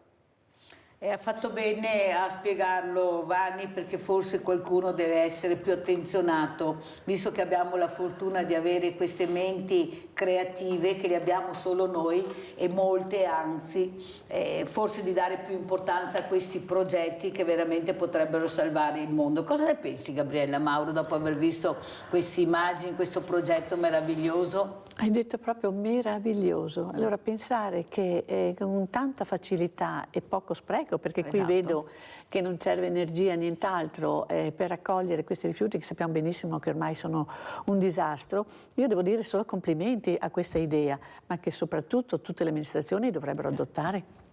Perché con tutti i fiumi che abbiamo, che sfociano sul mare, sarebbe veramente una raccolta preziosissima, anche per poi riciclarla, assolutamente. Complimenti davvero a chi ha brevettato questo progetto e soprattutto, ok, un anno e mezzo per raccogliere, diciamo, un appuntamento, forziamo le porte, ma qui dobbiamo veramente proporre questo progetto a livello nazionale, assolutamente. Dobbiamo fare comunità anche con i progetti, vero Gabriella? Ad esempio tu non lo conoscevi questo progetto? No, ma in effetti Mirella, devo dire, posso dire, grazie a tutte queste cose che tu ci fai vedere quotidianamente, perché questi progetti hanno bisogno proprio di visibilità, assolutamente visibilità.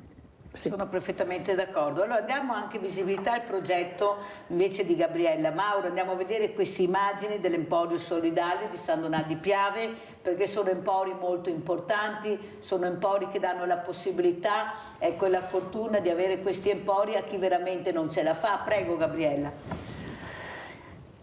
Commentiamo. Cosa posso dire? Che l'Emporio Solidale è uno dei progetti più utili di questi anni, di questi tempi. In particolare dal periodo della pandemia ci siamo resi conto quanto punto di riferimento siamo stati per le famiglie. Oggi come oggi, con questa crisi e soprattutto con questo caro vita, vediamo che l'Emporio Solidale è indispensabile per poter portare avanti, diciamo, la quotidianità su le famiglie, perché le bollette, perché i posti di lavoro, purtroppo anche questi bassi stipendi, perché dobbiamo dire anche questo, ci porta a dover aiutare le famiglie e sostenere la spesa alimentare, visto gli aumenti che ci sono stati, diventa difficile per le famiglie. Io credo che sì, questo progetto, che è un progetto appunto regionale, come ben sappiamo, sia un qualcosa che deve espandersi assolutamente. Anche perché la povertà sta aumentando, avremo dei numeri anche del 2024, veramente sono numeri che fanno riflettere, ma soprattutto anche quella comunità europea che non riesce più a distribuire quello che distribuiva una volta, arriva sempre molto poco. E qui veramente penso all'importanza della colletta alimentare che è stata fatta la scorsa settimana, l'importanza di farmacia per i bambini che sta finendo questa settimana, finirà venerdì, dove io ho questo presidente con tutte le associazioni combattentistiche che mi fanno la raccolta in tutte le farmacie trevigiane, specialmente le comunali. Devo ringraziare veramente il presidente Andretta e tutta la squadra che si è messa a disposizione per questa raccolta, perché le famiglie non riescono più ad arrivare non a fine del mese, neppure alla fine della prima settimana, che pensate quando hanno pagato l'affitto e qualche bolletta cosa può rimanere nelle tasche. Ecco, il problema della povertà, come lo vedi tu Gabriella, tu che lo tocchi come me con mano e vediamo veramente i problemi che ci sono? Credo che sia un momento particolarmente difficile, perché le famiglie sono anche stanche di combattere, uso proprio questo termine, perché non si può dire che la gente non ha voglia di lavorare, non si può dire che c'è spreco, semplicemente la vita d'oggi è costosa per le bollette, come abbiamo già detto, per gli aumenti e quant'altro, per cui è una povertà che, visto che appunto la tocchiamo tutti i giorni, viene anche affrontata con tanta dignità, per cui le persone che arrivano anche all'Emporio per ritirare i generi alimentari e quello che serve, sono anche parsimoniosi, quasi hanno timore di portar via di più. E questo ti fa capire la grande dignità della persona, per cui nel momento in cui c'è questa povertà che ormai ci accompagna, devono essere attivate tutte le iniziative possibili per poter, diciamo, sollevare di questo problema, perché rischiamo di farla diventare un'eredità, questa povertà nelle famiglie, e non è assolutamente giusto. Grazie veramente per queste parole Gabriella. Allora torniamo da Vanni Covolo. Il problema della plastica non solo in Italia ma anche in Europa e direi nel mondo però come al solito su un problema, come diceva Gabriele, importante, così si investe poco. Ma se tutti dicono che abbiamo il problema della plastica, allora nella bilancia mettiamo il problema della plastica e i progetti per migliorare. Come mai non si riesce ad andare avanti, Vanni? Che idea si è fatto lei? Perché se dice che per un appuntamento ci è impiegato 1 anno e mezzo, fa capire benissimo quanto lontani sono dal problema reale, che magari poi nelle trasmissioni dicono bisogna assolutamente cercare di fare squadra, noi investiremmo, il PNRR su questi progetti farà da padrone, sì, ciao. Prego Vanni. In effetti è una tematica che io da piccolo imprenditore ho riscontrato, cioè lavorare con l'amministrazione pubblica e con la gestione dell'amministrazione pubblica non è per niente semplice, bisogna essere abituati, ed è forse questo il motivo per cui abbiamo capito che abbiamo bisogno di trovare un socio, un partner che abbia più dimestichezza e che riesca magari a aiutarci anche ad andare all'estero in modo più facile, anche perché al di là della domanda che dice perché è così faticoso, viene da pensare, ma se la nostra idea, che è un prodotto che funziona, è certificato, abbiamo i brevetti, siamo gli unici al mondo che hanno trovato una soluzione dove abbiamo capito che nei fiumi a volte succede che c'è una piena, e quando c'è una piena possono arrivare degli alberi, e quando arrivano gli alberi bisogna avere un sistema che non può essere una normale barriera, ma il nostro sistema, lo vedremo magari poi nel video, si alza, capisce da solo quando è il momento di uscire dall'acqua per non creare esondazioni. Fermo allora Vanni, andiamo a vedere proprio questo video per far capire l'importanza delle parole di Vanni Covolo. Andiamo a vedere il video.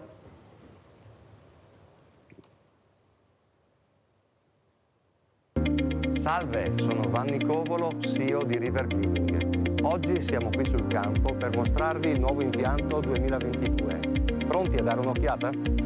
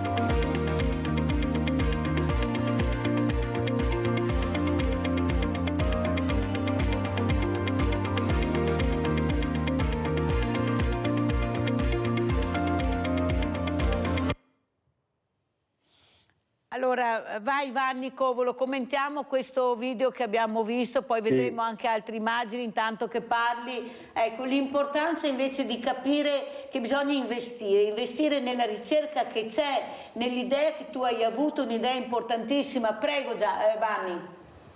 Sì, ecco, questo è il video che più che altro ci rappresenta, no? Noi spieghiamo con questo video, con le immagini che vediamo sotto, che il mondo è pieno di plastica, circa 15 milioni di tonnellate di plastica vanno a finire ogni anno nei nostri mari e vanno per circa il 90% passando per i fiumi. Allora abbiamo, spiego ancora la soluzione, pensato a questa soluzione di barriere che intercettano i rifiuti e li spostano nel punto di raccolta per essere poi prelevati e riciclati. abbiamo sviluppato questa soluzione dove, come si diceva prima, non consuma energia elettrica, è autolivellante, si può installare in tutti i corsi d'acqua, non dà fastidio alla fauna ed ha una quantità di soluzioni innumerevoli, cioè permette il passaggio delle imbarcazioni, lascia passare eventuali vegetazione o tronchi. Quindi è una soluzione del tutto applicabile. Se vogliamo magari far passare il video un po' più velocemente per i prossimi minuti in modo da non diventare pesanti, andiamo direttamente nella sezione dove si vede in realtà che cosa abbiamo intercettato. Quindi, se si può far dobbiamo andare pian piano, Vanni, perché funziona così, ma non ti preoccupare. Parla pure. Va bene.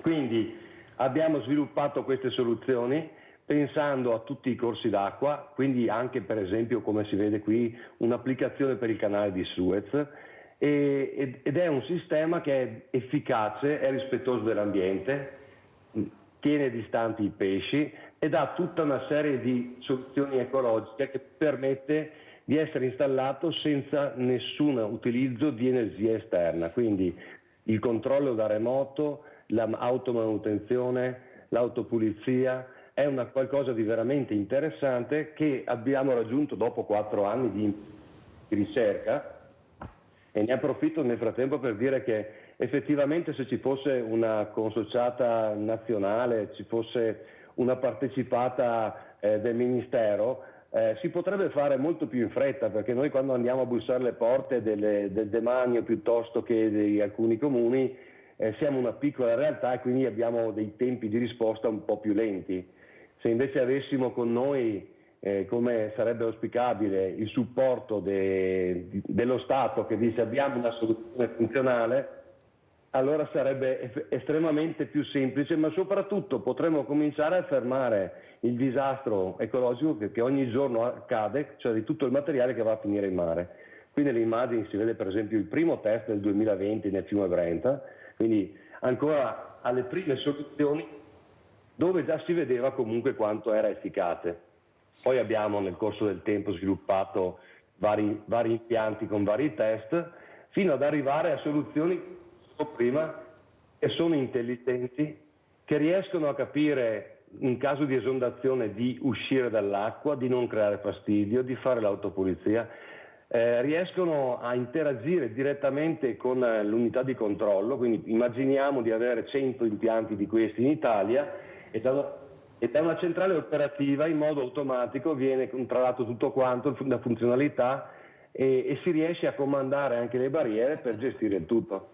Senti Vanni, ma che idea ti sei fatto? Ecco, perché la politica non partecipa? Perché lo Stato siamo noi, ma nella stanza dei bottoni c'è il governo. Ecco, mi sembra che quando sei venuto ospite in trasmissione c'era un altro governo, ma mi sembra anche che adesso sia lo stesso ministro per l'ambiente, o sbaglio? Sì, diciamo che non è molto semplice ragionare con la politica italiana. Cioè, quello che è più assurdo e quello che dà un po' dà fastidio è che è più facile parlare con l'estero. Non a caso andremo a installare un impianto in Albania, non a caso stiamo concludendo accordi con Brasile, con Cile, con India, con Emirati Arabi. E però sapete, da parte nostra sarebbe bello anche che un'idea italiana, un'idea veneta potesse essere come dire, sponsorizzata dalla parte italiana. Ecco, lo chiederò anche ai senatori, agli onorevoli, che se avrò la fortuna di averli, perché sai, sono sempre impegnati alla mattina, poi vediamo il Parlamento che è vuoto, non so dove sia, non penso che siano tutti in commissione, e poi vediamo quello che succede, forse ecco, c'è qualcosa che non torna. Allora Gabriele, come vuoi commentare queste immagini bellissime, soprattutto l'importanza, l'impegno di queste persone, questa creatività che abbiamo e che non viene presa in considerazione? Bisogna sempre andare fuori dall'Italia per capire dove ci mettono il tappeto rosso. Prego. Ecco, qui devo dire che mi sento orgogliosamente italiana, l'eccellenza italiana mi conceda proprio di dire che la vostra sperimentazione, il vostro risultato deve avere risultato qua in Italia, perché le amministrazioni devono essere sensibilizzate, perché progetti come questo, in un momento come questo che abbiamo visto poi l'esondazione di molti fiumi, con tutto quello che ha portato verso le spiagge, verso il mare, e credo che con un progetto come questo avremo raccolto, credo, milioni di metri cubi di plastica, per cui insista, mi creda, insista, perché i nostri politici debbono aprire, diciamo, gli occhi, ma soprattutto anche le tasche per finanziare progetti di questa portata, che sono poi un bene nazionale. È un bene nazionale, non è altro questo, no? Allora andiamo a vedere invece il video dell'Emporio Solidale del Basso Piave di Gabriella Mauro e poi lo commentiamo. Andiamo a vedere.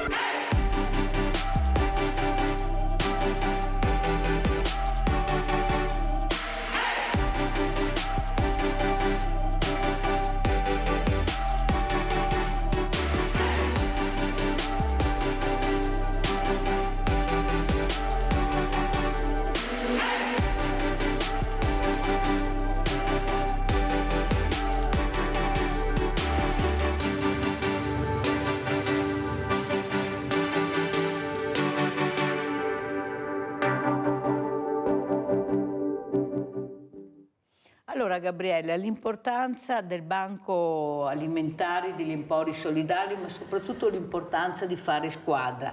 Siamo tanti, non ci conosciamo ancora abbastanza, però non riusciamo ancora a capire chi fa cosa. Prego Gabriella. Purtroppo è vero perché nonostante si faccia più o meno le stesse attività, molto spesso non le condividiamo, per cui rischiano alcune volte di diventare anche operativamente costose, quando invece potremmo unire le attività, i mezzi, alcune modalità per poter usufruire meglio di quello che viene offerto. Questo è indubbio. Il banco alimentare, abbiamo avuto un tavolo di lavoro dove stiamo anche valutando che alcuni prodotti che sono indispensabili non sempre sono garantiti per la continuità, come ad esempio il latte. Noi sappiamo benissimo che le nostre famiglie, bambini, anziani, hanno la necessità di avere il latte, per cui sarebbe necessario, o meglio indispensabile, che alcuni alimenti diventassero, diciamo così, una base costante e continua. Questo credo che sia importante. Per cui la rete deve assolutamente interagire con vari soggetti, in modo da noi distributori, ma anche chi ci propone il prodotto, anche il fatto del ritiro, come appunto abbiamo spesso detto, deve essere un qualcosa di unito. La rete degli empori, sebbene, diciamo così, abbia delle difficoltà, è già un bel esempio di attività, perché il progetto regionale ci ha già messo in contatto, facciamo alcuni tavoli di lavoro, però adesso è anche il momento di integrare con maggior, diciamo, soggetti, in modo da poter offrire meglio e soprattutto evolversi con l'adeguamento a queste nuove povertà. Ma soprattutto anche la burocrazia che è arrivata a gamba tesa proprio sul mondo del volontariato, colpendo delle realtà che invece dovrebbero essere state supportate. Questa burocrazia con un online terribile, con una montagna di numeri, di dati da dare, che non riusciamo a capire qual è l'obiettivo, se è l'obiettivo quello di far diventare una multinazionale il mondo del volontariato con la regina sopra. Prego Gabriella. Hai toccato un tasto dolente. La burocrazia in effetti non ci dovrebbe essere. Io capisco le giuste e corrette formalità, le giuste e corrette, diciamo, modalità per la buona distribuzione e quant'altro. Però il mondo del volontariato è fatto proprio di persone che donano il loro tempo e di conseguenza non possiamo chiedere queste continue competenze che sono a livello di piattaforme informatiche, di tutto quello che sono la burocrazia, che sta diventando veramente pesante, perché alla fin fine doniamo del cibo e doniamo una fase di accompagnamento verso le famiglie, ma con tutta la gratuità che ci appartiene, e di conseguenza essere oberrati di documenti e soprattutto di difficoltà, perché alcune volte sono proprio delle difficoltà, diciamo che non ce lo meritiamo. Concedimi che lo dica. Direi che ti ho invitato apposta perché non voglio essere una voce nel deserto, ma voglio far capire che forse anche qua le associazioni devono fare più squadra, più rete e cercare di dare un messaggio anche alle grandi ditte. Non è possibile che dal Banco Alimentare di Verona questa settimana non arrivi il latte, ad esempio, perché non è arrivato il latte, perché non ce n'è. Ecco il bisogno. Poi abbiamo questi supermercati, ipermercati, queste grandi aziende che anche oggi, questa mattina, buttano via tonnellate di merce per il problema della sicurezza. Vorrei che me lo spiegassero bene, questo problema della sicurezza, che poi vedo prodotti che vengono ritirati ma che abbiamo già mangiato. Dove sta veramente la sicurezza? Allora, Vanni Covolo, ecco, cosa vorrebbe dire invece la politica, che appello vorrebbe fare, ma anche ai nostri senatori, ai nostri onorevoli veneti, quelli più vicini? Lei ci parla, li sente, gli ha presentato il progetto, perché noi siamo curiosi e vogliamo capire anche cosa risponde rispetto a un progetto, come dice la Gabriella, che sarebbe importante per tutti. Prego. Beh sì, vi confermo che il progetto è importante per tutti e che purtroppo, come ho detto, dovremo andare prima all'estero, prima nel sud-est asiatico. Con i nostri senatori, con la nostra politica ci arriveremo. Per il momento è difficile perché c'è un rimbalzo dall'uno all'altro. Io ho visto che abbiamo provato a parlare anche direttamente in Veneto e comunque si scambiavano la palla tra responsabili dell'ambiente e dello sviluppo economico. Non è facile. Pensate che io vengo da un'esperienza diversa, no? Perché 30 anni di spesi per produrre attrezzature che fanno plastica, quindi nel settore di lavorare col privato, e poi da 4 anni abbiamo convertito tutto per fare questo grande progetto che è estremamente una cosa efficace, che è bella, che funziona e che ci invidiano. Pensate, siamo realmente l'unica azienda al mondo che ha proposto una barriera che riesce a gestirsi, riesce ad alzarsi. È l'unica soluzione che possiamo installare, perché come diceva prima la Presidentessa, quando capita una piena, quando capita un'alluvione, bisogna avere un sistema che sia efficace, cioè che non crei impedimenti, ma deve continuare a lavorare 24 ore su 24 tutto il tempo, quindi tutto il tempo in cui non c'è il rischio di alluvione, in modo gratuito e semplice. E questa cosa noi l'abbiamo sviluppata, realizzata, installata, perché chi vuol vedere può andarla a vedere sia a Quarto d'Altino, che è qui in provincia di Vicenza a Rosà, e poi la vedrà più avanti l'anno prossimo in un tratto del fiume Po, il fiume alla Foce, e la vedrà in Tirana, in Albania, e credo che poi potremo vedere alcuni impianti anche direttamente in India. Lei ha nominato Vanni Rosà Vicenza, giusto? Sì. Ecco, forse perché c'è anche un sindaco donna, una sindaca che viene dal mondo del volontariato, ecco, che si occupa molto di ambiente, vuol dire anche toccare una certa sensibilità, ed è molto importante questo. Quello che però non si riesce a capire, Vanni, è che Mirella, dissento. Prego? Dissento, l'abbiamo installato lì perché la proprietà è del consorzio di bonifica e è dato in nulla osta senza creare problemi. Gli unici problemi che abbiamo avuto è stato da parte degli assessori comunali che hanno detto ma si vede, giuro. E quindi poi abbiamo dovuto spiegare che senza un sistema perché un sistema possa funzionare deve essere anche visibile. Anche il Mose si vede, come si vede, perciò di cosa stiamo parlando? Ma di cosa stiamo parlando? Senta Vanni, ma scusi, ma gli industriali che stanno intervenendo, prima sono andati nella moda, con le multinazionali, adesso stanno acquistando l'editoria, ecco, stanno prendendo piede, come le rispondono? Cioè, invece di andare su certe cose, perché non investono e non l'aiutano in questo crescente aiuto che dovremmo dare per pulire i nostri fiumi, i nostri mari? Ma lo sa che la chiave di lettura, secondo me, è un po' anche sulla legge Salvamare, perché se il nostro governo dicesse: signori, i nostri rifiuti ce li dobbiamo fermare, intercettare e riutilizzare, un po' come facciamo per la nettezza urbana, no? Per i rifiuti solidi e la differenziata. Se ci fosse una legge che dice non dobbiamo buttare in mare i nostri rifiuti, in automatico ci sarebbe un business incredibile, perché gli industriali correrebbero da noi dicendo: visto che avete l'unica soluzione che è efficace e che può essere installata in modo sicuro perché è gestita da remoto, perché si solleva in caso di problematica eccetera, la mettiamo giù e quindi facciamo una cordata. Il problema è che finché nessuno paga per intercettare i rifiuti, nessuno vuole investire più di tanto. Cioè, come dire, ognuno di noi cittadini paga il proprio rifiuto urbano perché è corretto ed è equo, ma quello che va a finire in mare non è di nessuno. Ma mi scusi Vanni, queste partecipate, non so, penso nel mio territorio la Contarina, ma penso l'Ettra, dalle parti di Vicenza, cosa dicono? Allora, questi sono comunque dei consorzi che ogni qualvolta gli si interpella, comunque dicono sì, però noi dobbiamo avere il nulla osta dal demanio. Allora, in realtà noi stiamo facendo qualcosa, perché stiamo parlando col comune di Jesolo, stiamo parlando con varie entità, però le dico, è una cosa per cui ci vuole parecchio tempo vista così.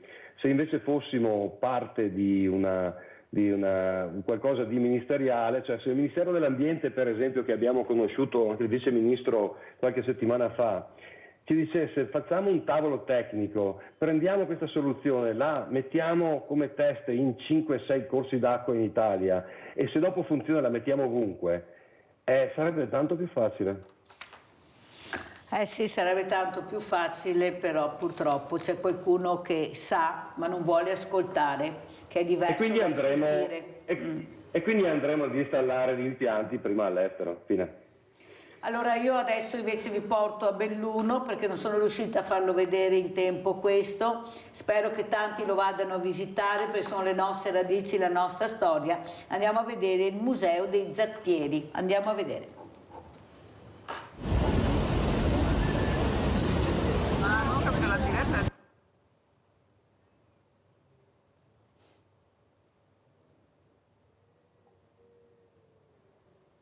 Per chi non conoscesse Codissago, piccola frazione di Longarone, parzialmente distrutta dalla tragedia del Vajont, è lì che c'è il Museo degli Zattieri. e ora l'UNESCO ha ufficializzato il riconoscimento di questo antico mestiere come patrimonio immateriale dell'umanità. Ci ha sorpreso un po', onestamente, perché sapevamo che era in procinto di essere emanata questo riconoscimento, però ci ha sorpreso veramente, perciò ne siamo non solo soddisfatti, anche se sappiamo che abbiamo contribuito con l'associazione internazionale ad arrivare a questo risultato, però sono quelle cose che quando arrivano dopo tanti anni di lavoro sorprendono sempre, e ne facciamo grande tesoro, perché noi questo il riconoscimento ci permetterà un grande rilancio di tutto quello che ruota intorno al nostro museo. Era il 1982 quando un appassionato della storia degli zattieri di Codissago ebbe a trovare una documentazione della presenza a fine Ottocento di zattieri bellunesi in Stiria. È l'inizio di una nuova storia, con la creazione del museo nel 1995 e la sua inaugurazione nel 2004, e ora con l'attesa per poter usufruire per il suo sviluppo di fondi PNRR. Stiamo partecipando a un bando dove vengono dati dei soldi per la fruibilità del museo, praticamente anche per le disabilità. Tutto quello che è per i disabili, le entrate, le uscite o rampe, e anche per i non vedenti e i non udenti. Zattieri, la cui storia affonda le radici nei secoli e che è toccata anche da una delle invenzioni di Leonardo da Vinci, giustamente ricordato nel museo, che disegnò la prima sega fatta funzionare dall'acqua e di cui miracolosamente il museo conserva un maestoso esemplare risalente al 1883. Allora Vanni, le tradizioni, la storia di una volta, la storia attuale, ecco, vedete quanta diversità, ma soprattutto la bellezza del territorio, il rispetto per l'ambiente che una volta c'era, adesso molto meno, specialmente chi vuole fare qualcosa con la sua testimonianza, penso sia chiarissimo. Prego Vanni, cosa ne dice di questo museo, la storia, le nostre tradizioni, le radici? Dal mio punto di vista questa è una cosa abbastanza simpatica. L'innovazione si crea prendendo il 90% da quelle che sono le esperienze precedenti e aggiungendo un 10% di novità. Quindi noi dobbiamo sempre avere un occhio molto interessato a quello che è successo in passato, a come facevano i nostri nonni, a come veniva gestita la vita a quel tempo, per poi portarlo ai giorni nostri e a quel punto mettere l'innovazione, quindi lo sviluppo di quello che è la necessità al giorno d'oggi, per creare una condizione che sia indispensabile oggi. Molto bene, grazie veramente, grazie a Vanni Covolo di essere stato con noi, di aver fatto vedere questo progetto bellissimo. Salutiamo anche Gabriella Mauro, Presidente Emporio Solidale Basso Piave, San Vincenzo di San Donà di Piave. Grazie anche a te Gabriella di essere state con noi, grazie a voi, e noi adesso andiamo con la posta di Mirella.